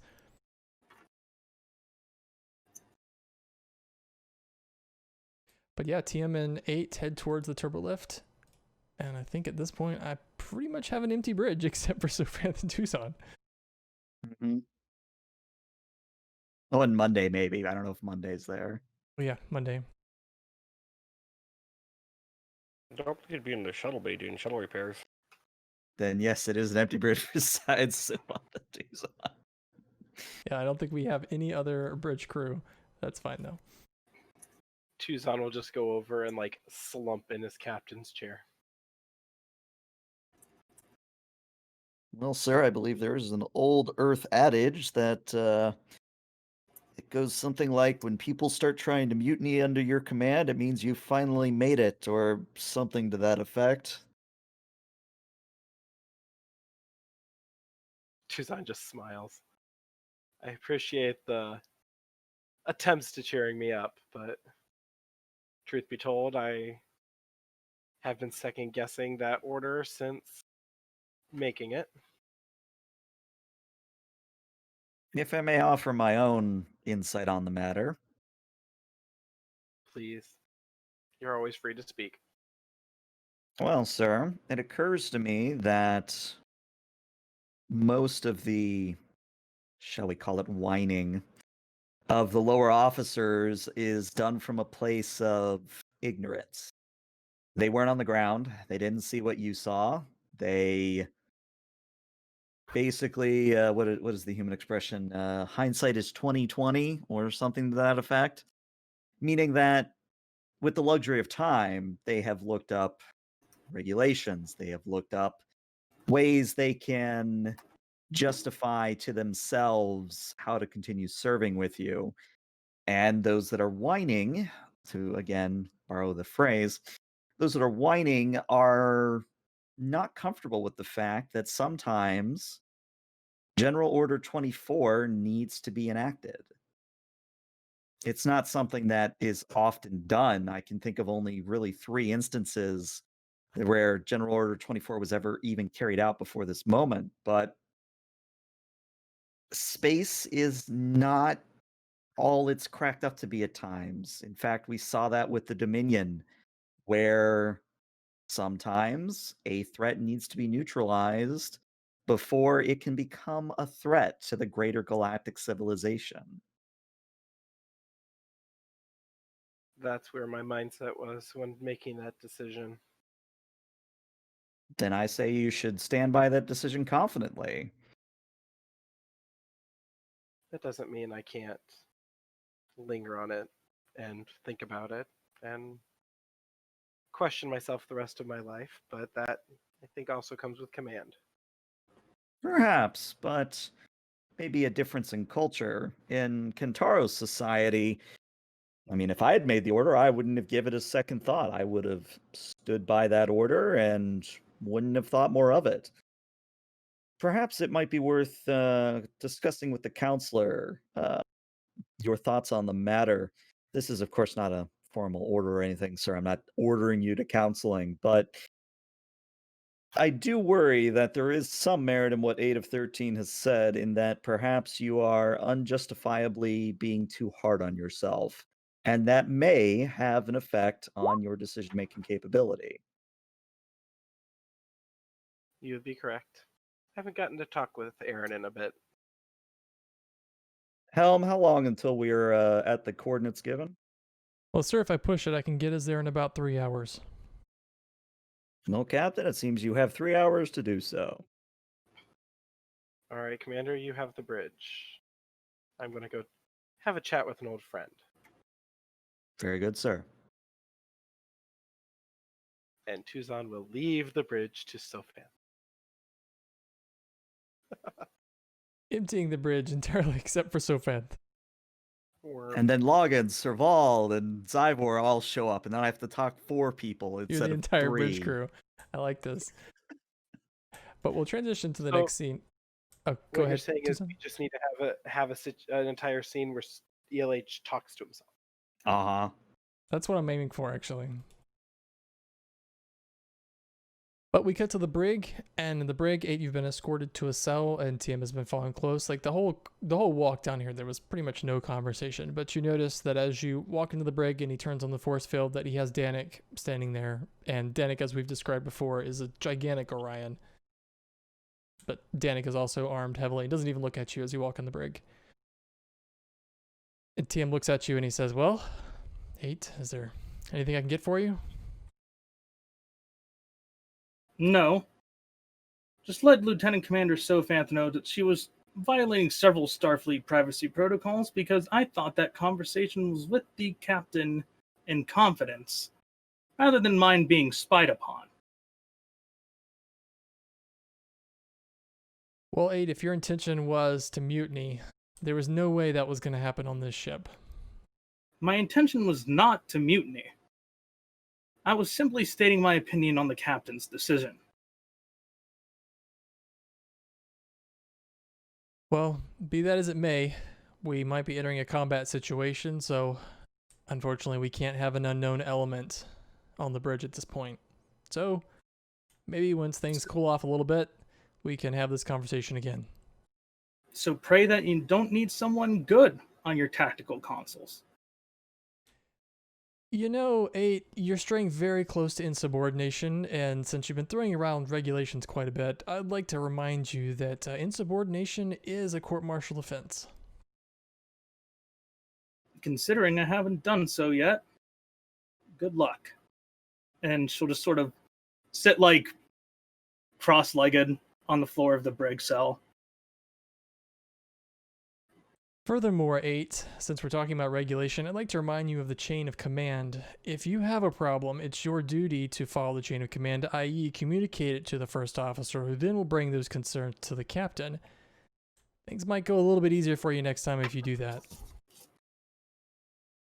The captain wanted to have a conversation with me about the situation, and I simply gave my thoughts. If the lieutenant commander wants to misinterpret that as an attempt at mutiny, then she is free to do so. And TM kind of looks around. I understand this has been a very difficult time, 8. And you don't know Edon like I do. Just know that if he made that decision, he made it for the best reasons, and you're just going to have to trust his judgment for now. I mean, you've served with him a while. Have you ever seen him make a decision that wasn't in the best interest of the crew or Starfleet? There's been a couple that I have questioned, yes. Not every Starfleet officer is perfect, with all due respect. None taken.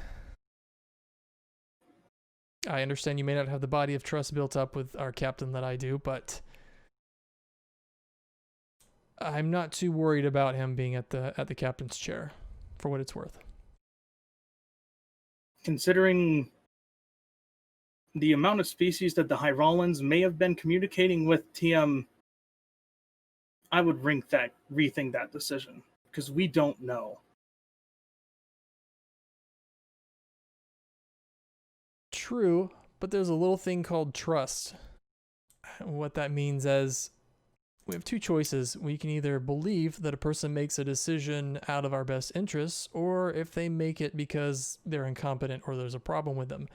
When you trust someone, you should err on their positive nature first. Considering the situation we're heading into, as chief of security, I felt it was my job to doubt his decision. He may have just put multiple species on our heads with resources that we don't have to combat them. And then there's the Klingons. Indeed. It may turn out to be, it could turn out to not go our way entirely, or who knows? It could also easily go the other way. The captain's choice could have just saved the quadrant.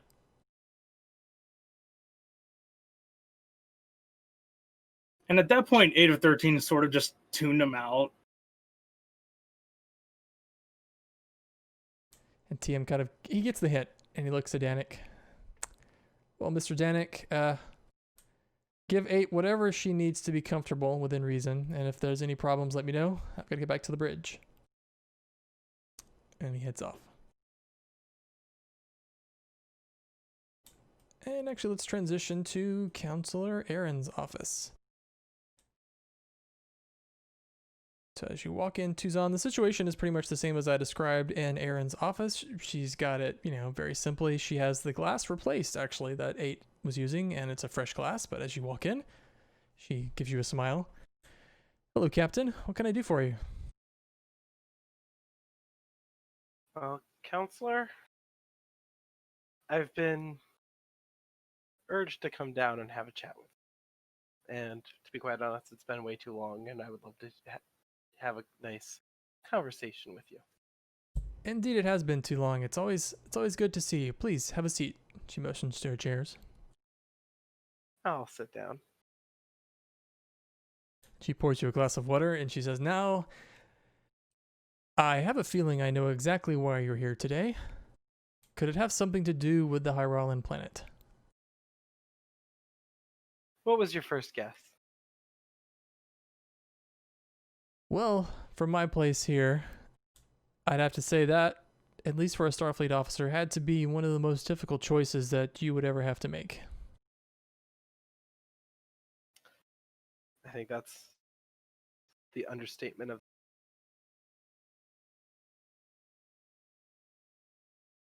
But what's on your mind? Just questioning whether I made the right choice. Something that I will most likely do for the rest of my days, but something tells me this isn't going to be the first time I'm going to have to defend myself in my decision making. If I might offer up a little bit of a perspective, which I know will be colored differently because it has to do with the Dominion, but we have a similar way of handling things. We have a way of handling this sort of situation in the Dominion. In the Dominion, when there's a Jem'Hadar first that is overcome with doubts or grief based on previous decision, what we've observed in the past is it decreases his combat effectiveness significantly. Actually, a study was done about conditioning that part out of the Jem'Hadar nature entirely so that they couldn't second guess themselves. But, in fact, the founders instituted a policy to where a Jem'Hadar who questioned themselves after a certain amount of time should be exterminated. Now, bringing that back to Starfleet, not to recommend that you exterminate yourself, just that you are the captain of a starship. You have, in addition to a great amount of power at your disposal, an equally great amount of responsibility. You are at the position that you're in through years of experience. Is that correct? Experience as a doctor, but experience nonetheless. But you are trained, at least with dealing with difficult situations.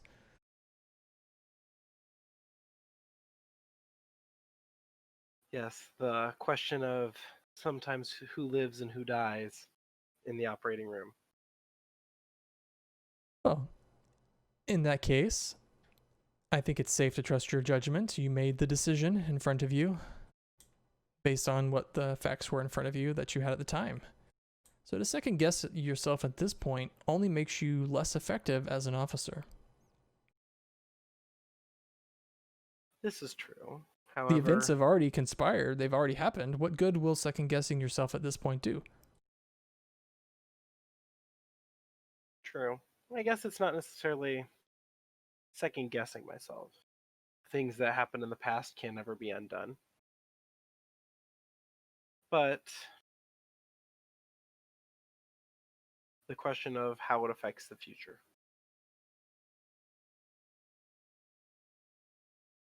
I will admit in this circumstance, my own beliefs are colored by the way the Dominion would handle the situation, so forgive me. I am trying to put myself in the place of a Starfleet officer, and in Starfleet and the Federation, the importance of life first is very high. And in that way, I think it is okay to be a little hard on yourself. However, if it's something that you can learn from, especially as a commanding officer, then maybe it was not entirely in vain. Right. I came to the conclusion after seeing the potential of what was going to happen. And Perhaps let us engage this in a thought exercise following the lines of how Starfleet would operate. The Starfleet Prime Directive has always been an enigma to me, but the Prime Directive states that you cannot interfere with a culture. Is that correct? that is true. Would it have been interference to stop the creature, forgive me, the Warden, from exterminating that species? It would have. he was an outside entity, not actually a part of that species, although you could argue that he guided their growth over centuries, so he was perhaps integral. I think in many ways he was the species because he brought them back from the brink of extinction. So the question is, if you as a Starfleet officer followed the Prime Directive, you allowed for that species to meet the end that it was arranged. The only thing that you have to ask yourself is the remaining 100 or so Hyrolans, did you follow the correct Starfleet procedure in removing them? That becomes the question. I believe I did, seeing as they couldn't survive. They couldn't survive on the planet, and we would be interfering to take them. We would be interfering to try to save them. Did you see them as a threat? I saw them as hostile, as a threat to the Federation in that current state. Not yet, but they had the potential to grow and conquer, similar to what we saw in the Borg.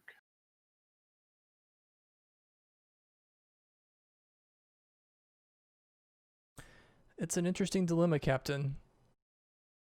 I can only offer my perspective and at least perhaps offer advice what I would do in your circumstance. Well, to be quite honest, Counselor, I equate the firing of a torpedo similar to the debate of euthanasia. There's been in the medical field and various species, different planets, the question of should somebody who, in a dire circumstance, doesn't have, the final doors being open, should they choose to go peacefully, or should they prolong the suffering?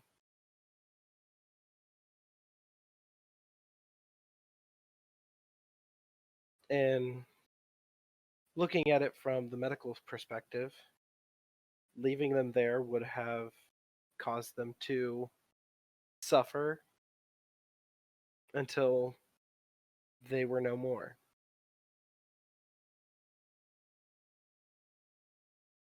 And as a doctor, people's suffering is the last thing you want to see. So in that way, you believe that it was a kindness to remove the remaining survivors? I saw it as humane. Has Starfleet ever relocated a group in such a way, that was effective? Not to my knowledge. There's always some factor that causes a relocation to go awry.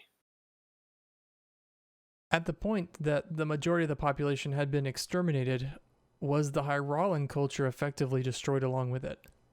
Before the remaining survivors were killed, was there any way to preserve the Hyrolan culture?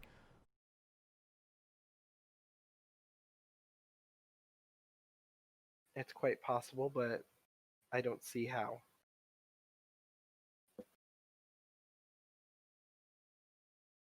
If I may, Captain, another thing that, of all of this, that concerns me the most is the splintering in your crew. Yeah, something I knew would happen when taking command, and it's sad to see it happen. I was never trained to be a commanding officer. I never took the command track when it came to Starfleet. I have been in command of a sick bay, but that's not a ship. If we were in the Dominion, I could withhold Ketrasil White from my Jem'Hadar crew in order to get them to follow my commands. However, in many situations, the Jem'Hadar have readily murdered Vorta when given the chance. It is a very thin line between subservience and obedience with the Dominion. You do not have the luxury of Ketrasil White with your crew. You must find a different alternative.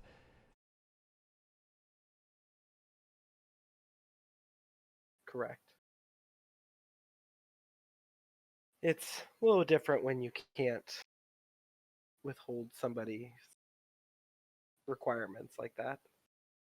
And I want to be a commanding officer where crewmen can have an opinion. But at the end of the day, I'm the commanding officer, and I have to make the choice that I feel is best for everyone. And from my perspective, it seems as though you did that. You were not paralyzed by indecision. You made a choice and you acted. That is true. It's sad to see a culture disappear in front of your eyes.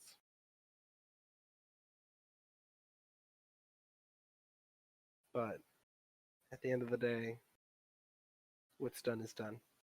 And I acted to the best of my ability to protect Starfleet and the Federation.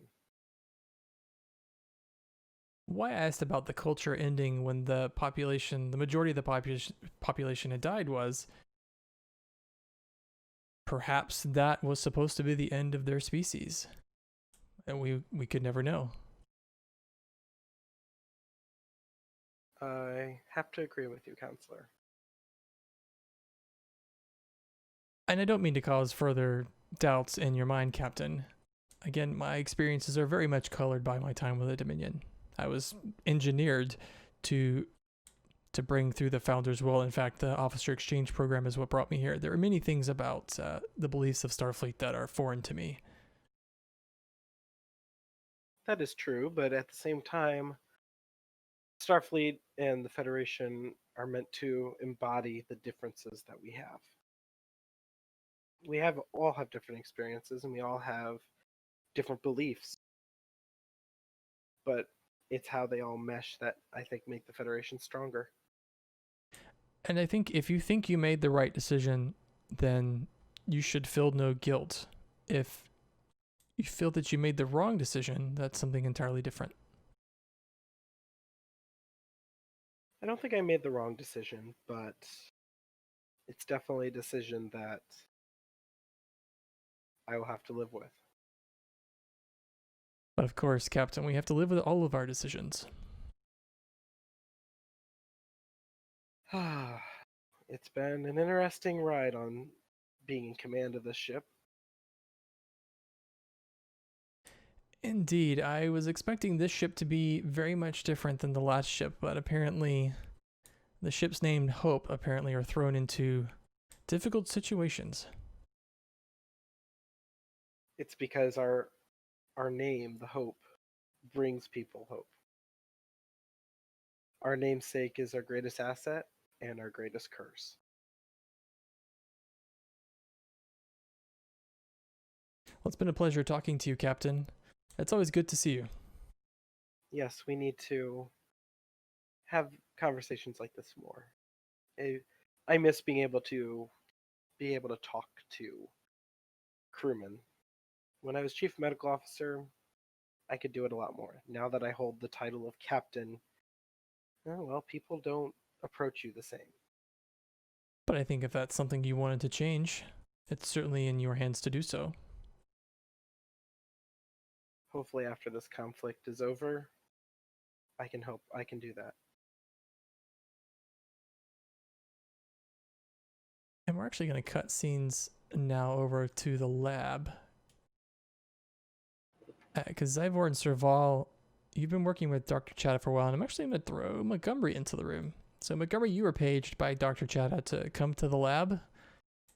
And I think since you had nothing else going on, you might have eventually made your way down there. Sure. And as you walked in, Chada looks at you and she says, "Oh, you are a Sung android." Sugamatics hybrid. Oh, I didn't know Dr. Maddox had achieved a functioning hybrid. There were attempts made. I am the first hybrid as far as I'm aware. Oh, well, Mr. Montgomery, are you familiar with the Schrodinger project? No, I'm not. Well, and she points to the ship that's on the table in front of her. This is the Schrodinger. It's a vessel that we've created, my science team on Deep Space 12, using, accidental transporter technology. We've been able to change the scale of matter. In fact, this vessel, when it's not scaled, is the size of a large transport. Fascinating. Well, the problem that we've had has been computing. While most things can scale down just fine, in fact, living beings suffer mostly no problems, our computing systems have been basically inoperable once they become scaled. Isolinear systems are not able to function. I think it's got something to do with their faster than light capabilities. But Mr. Serval here had the idea that a positronic system might function. And here you are. I attempted to use my positronic matrix to pilot this vessel. Well, I think a good test would be to hook you up to it to see if it even works. And is there any chance of damage towards my positronic matrix? I don't think so. I'd have to leave that up to Mr. Serval here because this is very much outside of my wheelhouse. Do you have any skills or proficiency with positronic matrix, Serval?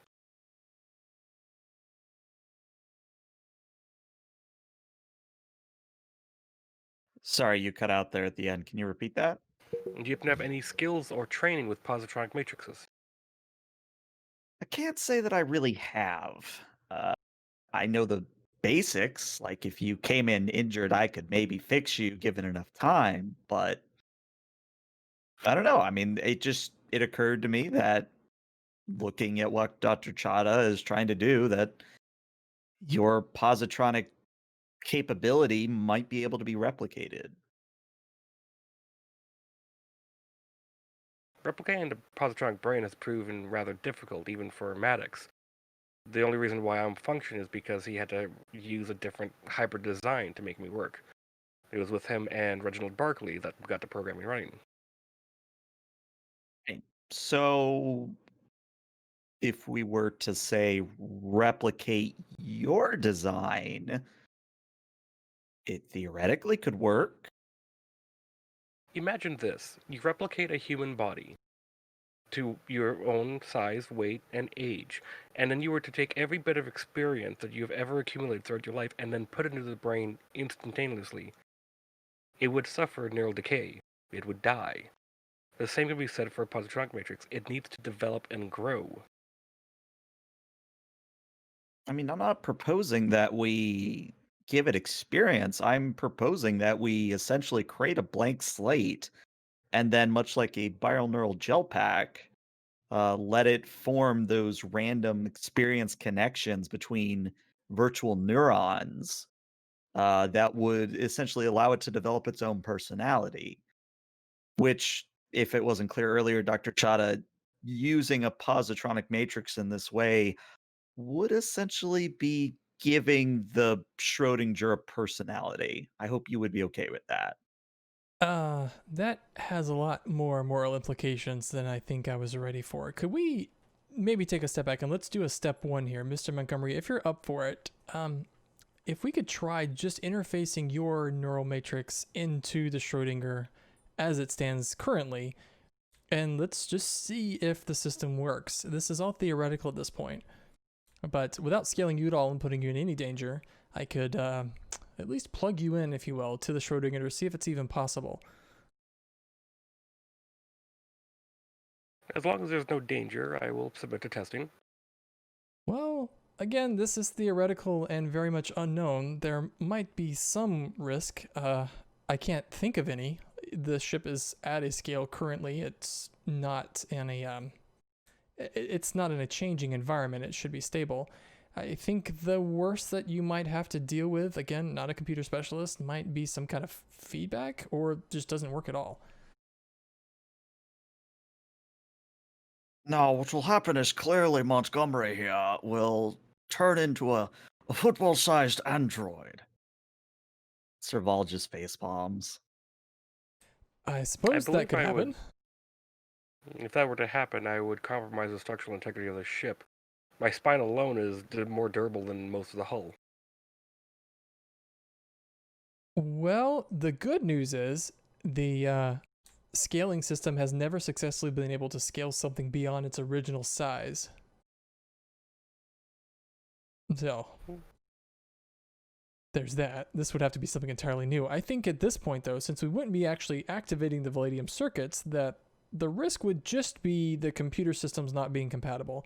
Or again, faster than light computer systems not working in the scaled system, which is some kind of strange twist in the laws of physics we don't exactly understand. Very well. Please hook me up. And there's a little bit of a montage as Montgomery sits down in the chair and Dr. Chada does that thing where she presses on the back of his head and a panel opens.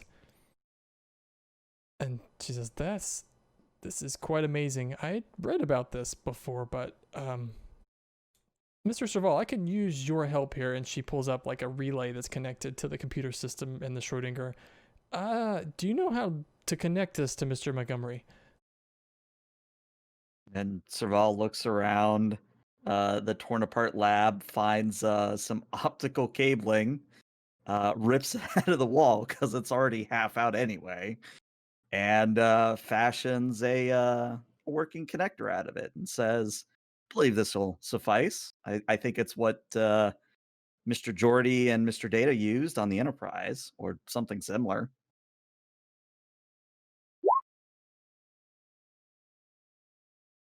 So, as they attempt to plug that in, Monty's face kind of scrunches up and he reaches back and pulls it back out. Like, port to the left.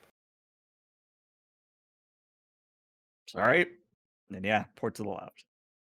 And Montgomery, what happens is as soon as you're connected, it's sort of like your consciousness extends further from the physical body of Montgomery into this vessel, and the experiment is actually a complete success.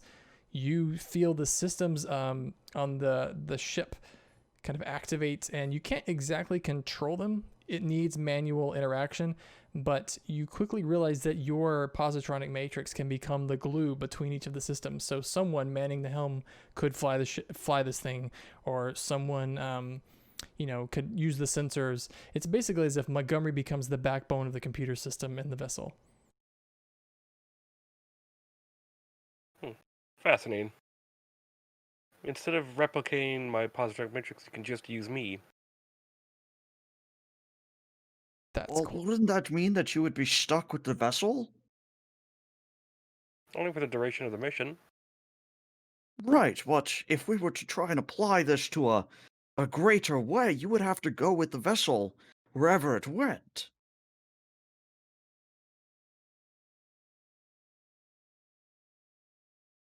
And Chad What looks, is the intended mission of this vessel?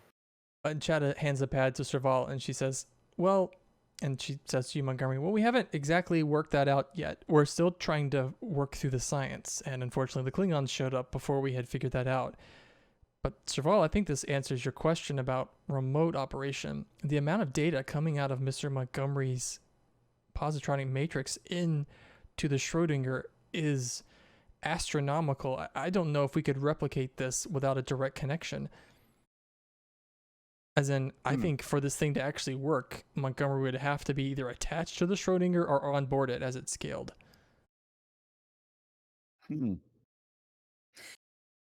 Well, I mean, it is an interesting possibility, but my suggestion would either be to give a good argument for Mr. Montgomery to come work for you, Doctor, or your first trip as soon as we get out of the sector is to go speak to Mr. Maddox and Mr. Reginald Barkley about getting a new android.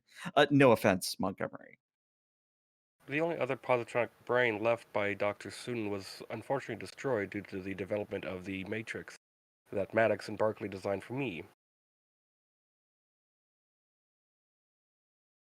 It is quite interesting, though. It must be the way the positronic brain is constructed to match the human brain that scaling seems to operate. It would be very interesting to see you scale down Mr. Montgomery with the ship to see if it still functions, although I realize that carries significant risk, of course. But this is a very good first step. Thank you. Very well. And he'll disconnect then, if that's what she's hinting at. And when you disconnect, Montgomery, you don't detect any side effects in your systems. Seems to be a clean break. And then it's like the systems and the Schrodinger, you're no longer aware of them. And you feel fine. Everything seems to be operational still. The difference between the positronic matrix and the one I currently use, though, it is partly designed with holotechnology. Holotechnology, I'm not quite familiar with that. It's a hybridization. Typically how a holodeck would operate and construct every part of its entities, structures, sounds, smells, all of that. The processing speed for that needs to be something very, well, fast. So on account of the positronic brain being such a quick machine and learning, it was used to bridge and slow down some of the processes so it wouldn't cascade it in upon itself. So the actual holographic technology within my positronic matrix is used to slow me down. Just a smidge. It was designed in such a way to allow me to adapt new algorithms, sensory inputs, and sensations. That is the common flaw, though, with the positronic matrix. Too much information, too much stimuli, and it all collapses. That's very interesting because the ability for your positronic matrix to handle different sets of data is probably exactly what the Schrodinger needs. I like to think of it as a well-constructed road. You wouldn't want to put 1,000 cars on a dirt road. That would just get destroyed within the day. But because I've had experiences and slow growth, as it were, the roads were fortified and made stronger so that when I would accept information at full speed, it wouldn't damage me. That's very interesting and certainly sheds some more light on the future possibility of integrating a positronic matrix into this vessel. Thank you again, Mr. Montgomery. You have been very, very helpful today. Thank you. And with that, he'll get up and leave. And as Montgomery leaves, we're actually going to transition back to the bridge. Tuzan, as you walk on the bridge, the helmsman reports, Captain, we are approaching the coordinates. On screen. And as he hits on screen, you see what looks like a small probe. And in fact, this probe is about, it's less than a meter long. But its origin looks like it might be Klingon.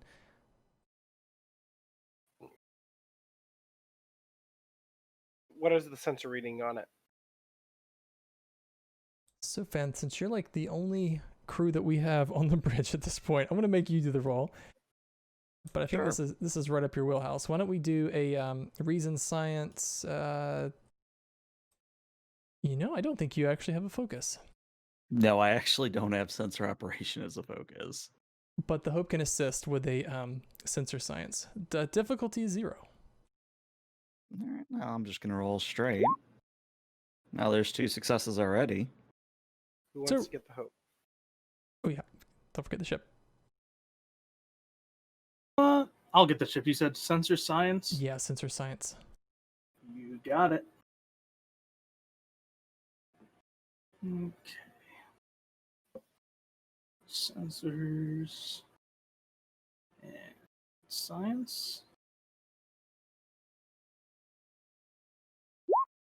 Wow.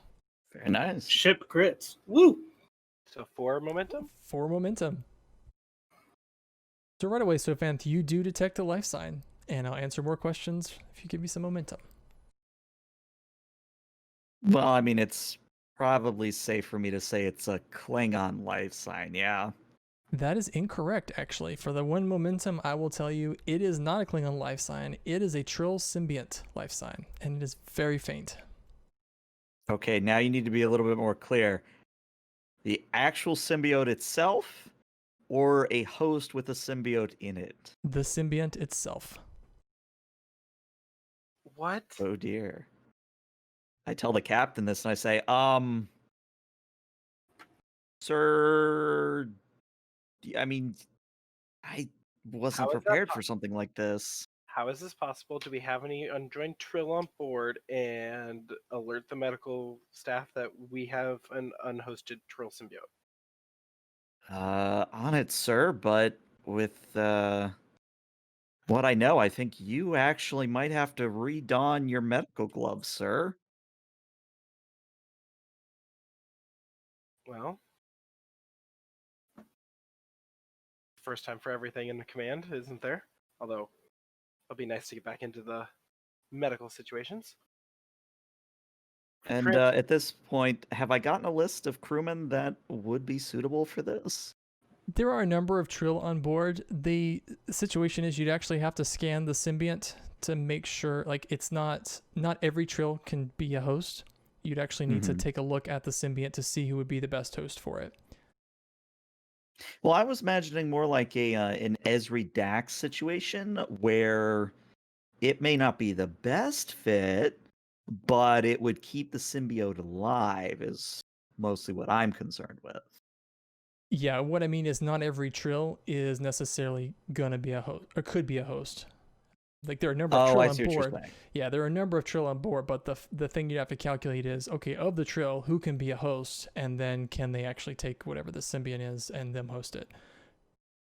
Okay. So I pass that information along to the captain since he is of a medical background. He'll know way more than Sophant will. But Sophant begins the process of getting this probe aboard. Tuzan, I do have a very important detail that you would know, probably just being Doctor, a doctor. If you give me 1 momentum, I'll answer it for free, or you could do a roll. what would the role be? It would probably be a medicine reason. Difficulty? Let me take a look at your focuses. I've forgotten those. Yeah, I think actually for you the difficulty is probably a 1. We're gonna do a roll. Yeah, medicine reason, difficulty 1, and the focus for you is probably surgery. Okay.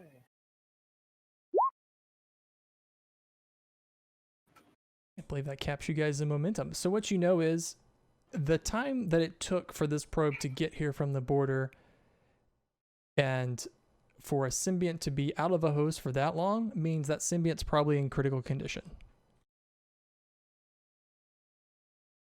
And even if all the factors were the best possible for this thing when it was removed, the amount of time it's been unjoined means that it has to be in a bad place.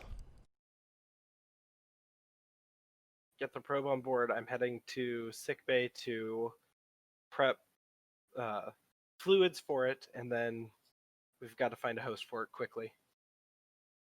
Aye, sir. Do you want us to start heading back to Starbase?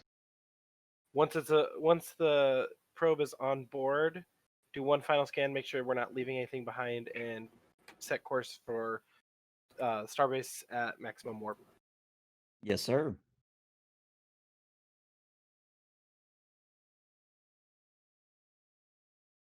And we jump to main sickbay. Gonna move everybody here. So Tuzan, as you enter sickbay,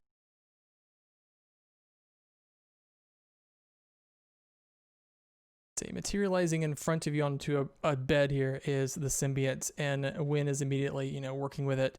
And actually, let's put Lupus in as well. I was going to say have Johan. Oh, let's have Johan. Yeah, that's better. Yeah, so the symbiote appears in front of you, and immediately the medical systems confirm what you already knew, Tuzan, and that the symbiote is in a very bad situation. It has a number of issues going on with it. It's pretty much in critical condition. Are we able to replicate the chemical water that the symbiotes live in on Trill? I think you could do that without a roll of any kind. I think the replicator could easily do that, especially with the advanced sick bay that the Hope has. I think that's something you could easily pull off. All right. First thing I would do would be replicate an aquarium-sized thing to put the symbiote in because it automatically does better when it's in that. That may be acting like a band-aid for it, but we should find a host quickly. The host body own antibodies will help it heal quicker. I am in agreement with you, Johan.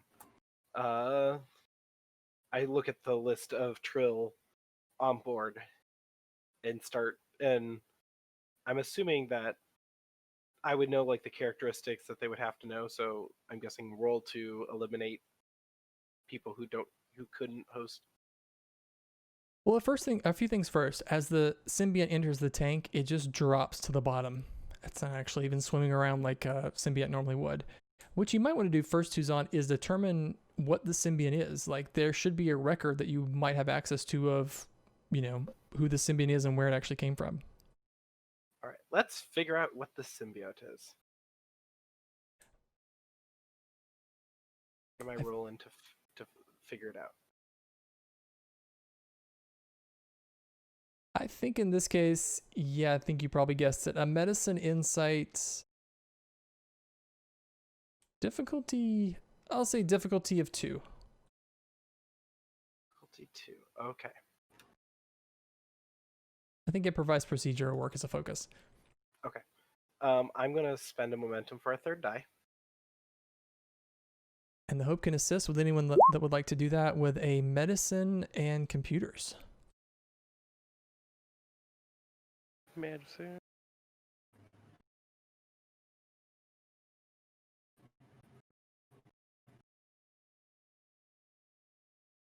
Medicine computers, you said? Yeah, medicine computers.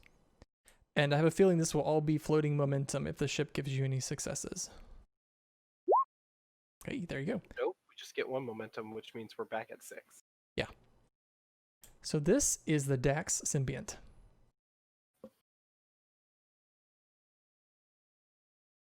As soon as that information pops up on the screen, Tuzan just looks dumbfounded at both Nurse Wid and Johan. And the immediate thought in his head is, what happened to Esri? So a little bit of information you can easily pull up that you don't have to make a roll for is Esri Dax is currently a captain in Starfleet. And you remember what the Commodore said, that there was a female operative in Klingon space who had, that was infiltrating the Klingons to gain information, that she felt that she'd been discovered, and then she had some important information she had to share right away. And then here you are. So putting the dots together, Tuzan makes a note on the pad he's holding that the Dax symbiote has been found and Esri is currently MIA. You do realize that the symbiote can last a lot longer without a host than the host can last without a symbiote. Yes, And the fact that it's in this condition suggests that, well, MIA or KIA? Most likely the answer is KIA, but until we have a body, we have to list her as missing in action. Can you just grab every Trill member aboard the ship that wants to be a host and come to sickbay right away? Doctor, how do I know if they want to be a host? Well, they should have a mouth and they should have ears. You ask them a question and they should give you an answer.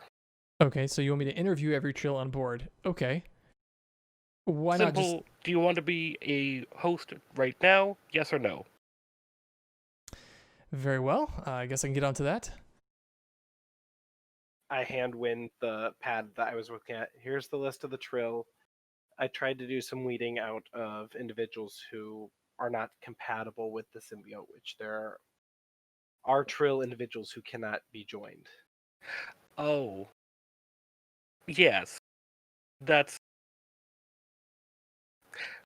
I can make a concoction. That doesn't necessarily have to be limiting. But I have taken out more Trill than I put them back in. And Wynn says, That's well, a what we scary could easily do is feed what we know about the Dax symbiont, since there's so much information on it in the Starfleet database, against the list of people that could potentially be hosts, and that would probably quickly put together if this is even possible. We have to find somebody, Win. Do what you can quickly. And she starts hitting on her pad. Captain, there is one, actually, with a 99.3% success rate that would accept the Dax symbiont with basically no complications. Why do I have a feeling I know what that name is going to be? It is Commander TM. That is what I thought that name was going to be. I hit my comm badge.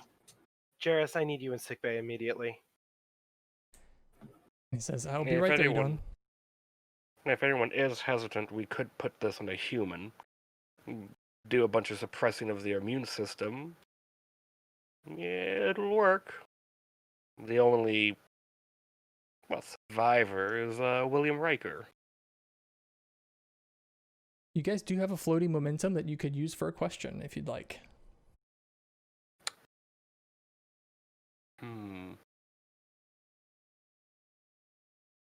I don't have any questions in my mind right now. Could I make, since, like my guy's interesting, a possible cocktail that would just allow any Trill at least, to become a host? You could, Chemical yeah, cocktail. you could do that. The factor here that is going to be against you is, one, the symbiont is injured and actually needs treatment, and two, it's also in shock because it's been separated for so long. So putting it in a host and then not leaving it in that host for a long time could be as equally fatal to it. So pretty much whoever it goes into needs to have it for a duration. Yeah, just keep giving them the cocktail.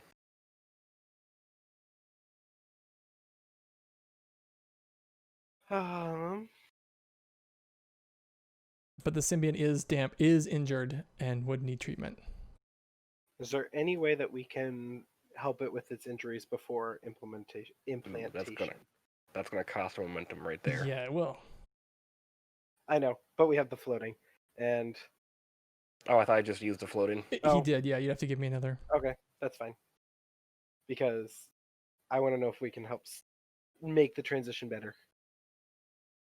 You can, in fact, and what the systems are telling you is that this Trill actually has damage to its thalamus, which is like the switchboard of the brain, if you will. Like most signals in your brain go through the thalamus and then get routed to wherever they're going to go. But this symbiont has damage to its thalamus, which would have to be repaired before it could be joined with anything, and actually has to be repaired for it to survive, period. And that has to be done before it's put into a host. Tuzan looks up at Nurse Wynn and Johan, who's ready for microscopic surgery. Oh, that sounds pleasant. Microscopic brain surgery. And Wynn pulls up a diagram that shows you the scan of the thalamus of the symbiont. And the problem is the nerves in the thalamus have been damaged and many have been severed. And we're talking about nerve endings that are a micron or 2 microns in size. And Wynn says, doctors, I don't even know if it's possible to heal this. We don't even have nanobots that can heal it. This wouldn't even be, our nanites couldn't even deal with this. Figured it out, Kane. This is how he gets us to do the Inside the Body episode. This is it. So what you're saying is we need a small ship or a small thing that can go inside and do the repair that our nanites aren't even capable of doing. Well, I'm not going to railroad you like that, Doctor, but... I mean, Writing on the wall, nurse. Writing on the wall. If you have an alternative, that's probably going to be the best. And TM walks in, and he says, "Hey, Edon, what's going on? Oh, a symbiont. Dax, to be precise. Oh, the Dax symbiont. Okay, so can you guys catch me up?" Tuzan will grab Jarrus and take him like down around the corner and fill him in. And Jarrus, we found the Dax symbiote. It was what the Commodore sent us to retrieve. It's not in good shape. It's gonna need a host. My question is, Captain, how do we have the symbiont and we don't have Ezri? Symbiote was all that was in the probe. So she has extracted the symbiont herself? Unknown, but we have listed her as missing in action. If that happened, if she was in such a way that she had to do that, that means the symbiote is in such a bad condition, it's going to need to be joined for a while. Unfortunately, we have a host picked out. Oh, well, okay. Then we should prep them for surgery. Then you better go get prepped. But I'm a half trill. What do you mean? I didn't even think I was eligible to be a host. Under normal trill circumstances, not particularly. But with an over 90% tile match, you're the only trill on board that we could join it to. Is there any way that we could prolong it or I don't know, put it in suspension? It's been unjoined for so long and it's in critical condition. We're all to perform microscopic surgery to help fix the severed nerves that are currently in the thalamus gland of Dax. TM's face kind of drops. Is Starfleet asking me to do this, or are you asking me to do this? Starfleet would be the one asking. I'm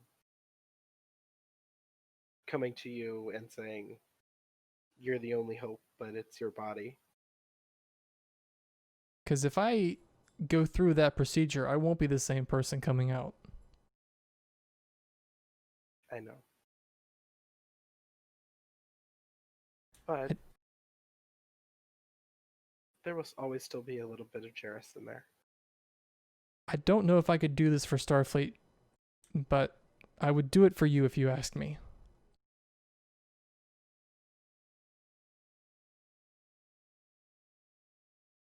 Tuzan just stands there for a minute and thinks. I'm asking you to consider it. There's no guarantee we're going to be able to repair the damage, but we're going to be losing a lot of information if we lose Dax. Both to help the war, but also the history and the lives that Dax has lived. Well, I told you before that I trust you. Even if it's something I'm not sure of, if it's a decision you think that needs to happen, then I believe in you. I think it's the right choice, but it's a choice that you have to make. Because you were right. At once coming out of it, you aren't going to be the same person.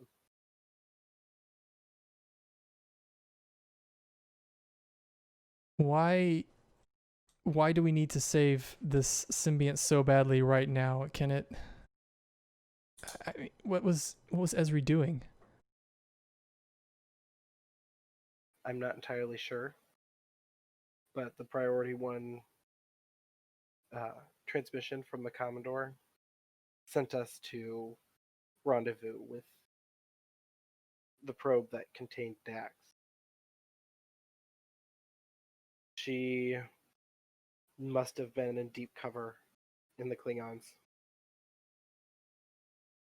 Which makes sense because Dax has a history with Klingons, as Curzon and Jadzia.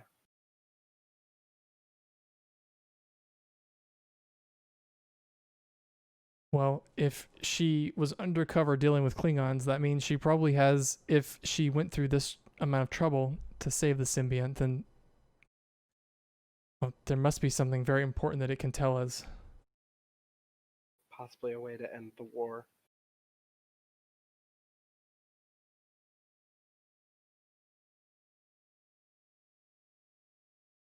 I have got to go ask another scientist to see if we can use her new toy, because we have to repair Dax's brain before we can do anything.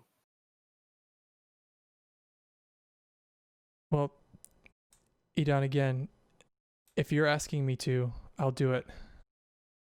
I guess I'll talk to Win and get started, get ready for the procedure. All right, I gotta go make my way to Science Lab 3. We gotta move quickly. And I lean in and give him a peck on the cheek before heading out of sickbay and heading towards Science Lab 3. And he follows that with a smile as you walk out. Moving back to the lab, we're going to take everyone out except for Chada. And you walk in, Tuzan, as Dr. Chada is actually kind of starting to pick things up in her lab. And she looks up. Oh, hello, Captain. What can I do for you? Doctor, I have the biggest of favors to ask. Of course. What do you need? Schrodinger. Can you be more specific? Because it's right here.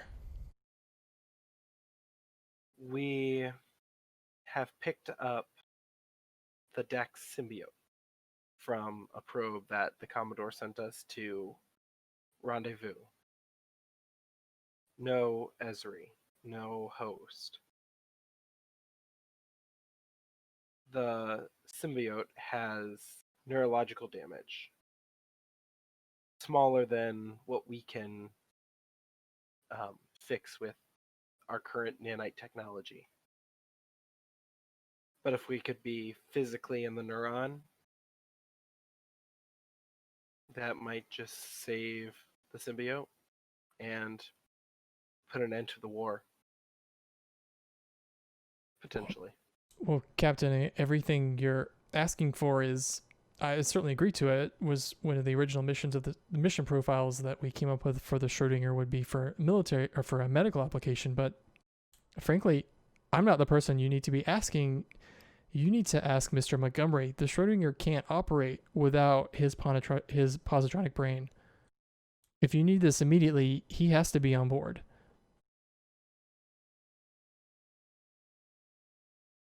I guess I'm making another visit. Thank you, Doctor. Can you meet the rest of the crew with the Schrodinger in the sickbay? I can do that. Now, just to be clear, Captain, he will be the computer of the Schrodinger. It'll still need to be staffed with a crew. I understand. I'm hoping you'll be on that crew, or should you be outside monitoring? It's probably best for me to be on the crew because I know the system's the best. It will be the very first time we've tried anything like this. We're actually going to place it inside of an organism and perform surgery. Not exactly the field test you were planning. What is it? Well, I guess there's no end like the deep end. Yeah, I will take it to sickbay and let them know. You might want to pick a crew. We will, of course, Mr. Montgomery could probably pilot it, but we would need a sensor operator, an engineer to help coordinate with me. All of these would have to be very manual systems. This couldn't run through automation. Understood. I will make some phone calls. As he smiles.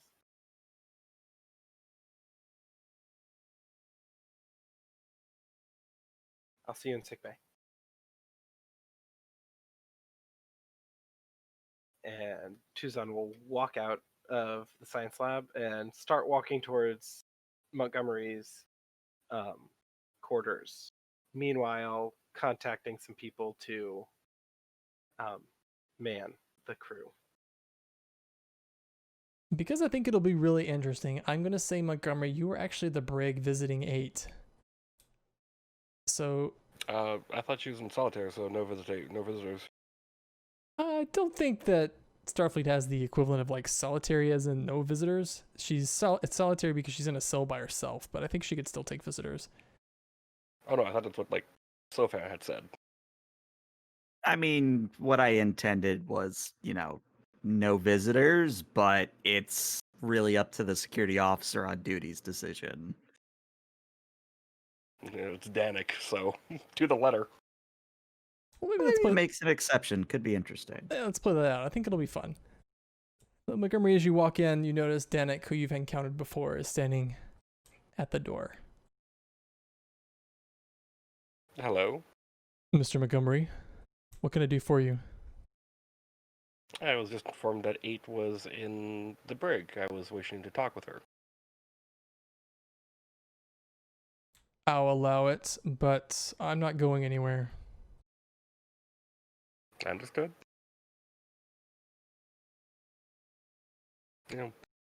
Look at 8 and hello. Hello?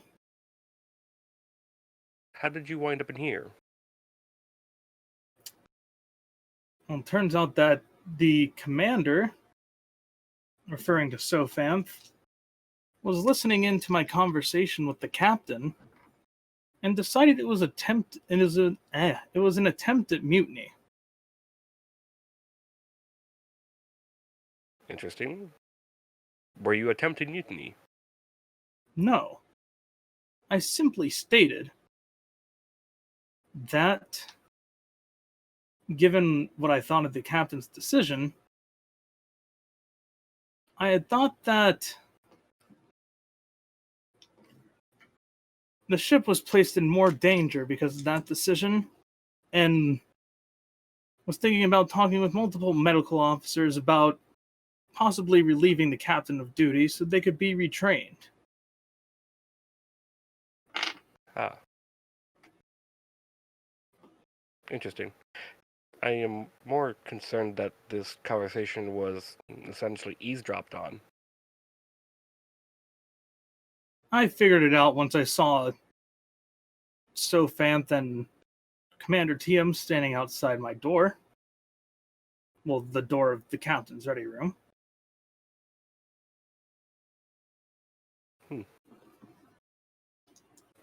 you know how long you'll be in the brig for? Supposedly until... Well, now I'm not sure, given that... Are we still on the way to Starbase 23? I have not been made of any change in plans, so I do not know. I see. Apparently until our business with Starbase 23 is over, if memory serves. And the doors to the brig open, and Tuzan, you walk in. And you notice that Montgomery is here with 8.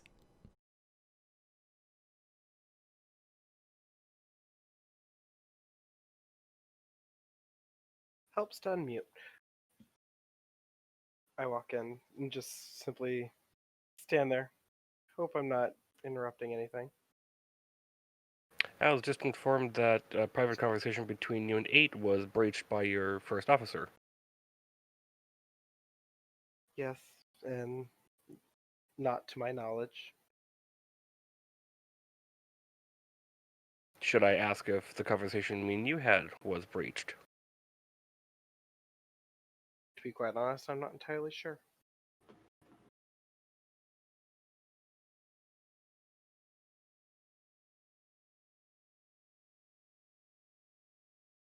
But that's not the reason I came down here.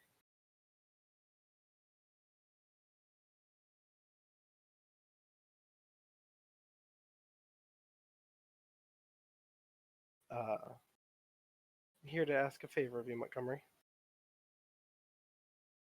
I am listening.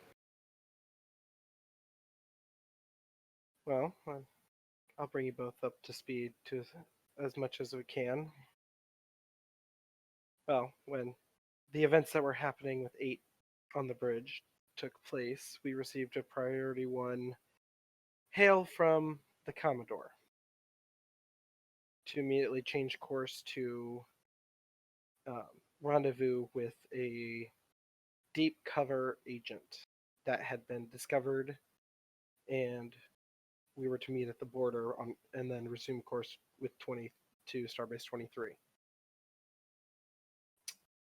We did so, and we found, well, what's left of the agent. It's a good piece. Trill symbiote. That goes by I the see. name of Dax. If I'm not mistaken, the Dax symbiote, it should be hosted to Ezri. You are correct. That is what the current record states, although we have now changed that to Ezri is currently missing in action. The Dax symbiote, however, is not doing well. I do not believe an android would make a suitable host for an Dax symbiote. Tuzan chuckles at that. Well, we found a host, but in examining the symbiote, we found that it has received neurological damage of an unknown origin. And currently, the only technology we have that can go in and repair the damage is the Schrodinger.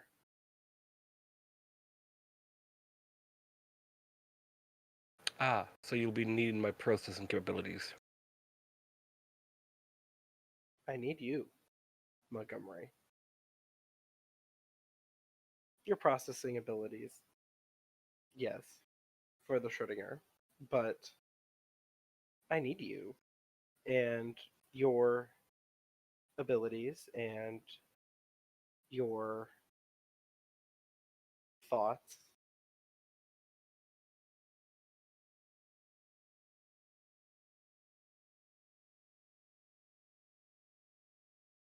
If it is to save a life, then very well. Ezri, or well, who we've come to realize it was Ezri, was deep undercover in Klingon ranks of some sort and intentionally blew her cover to get the Dax symbiote here because, well, what the Commodore is thinking, she found information that could potentially end the war quickly.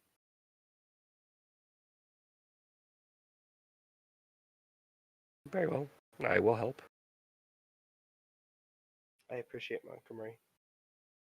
Everyone is gathering in sickbay to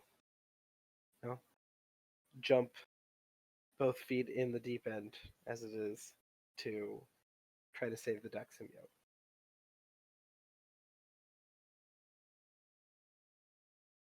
You just give a nod. And that is actually where we are going to call it for today. And the scene that we end on is actually deep in space. And deep in space, we see just the blackness, and then moving over and like into view are an endless wave of Klingon vessels moving into frame, and then like the camera jumps really, really further away. Like the destination of these Klingon vessels is Starbase 23.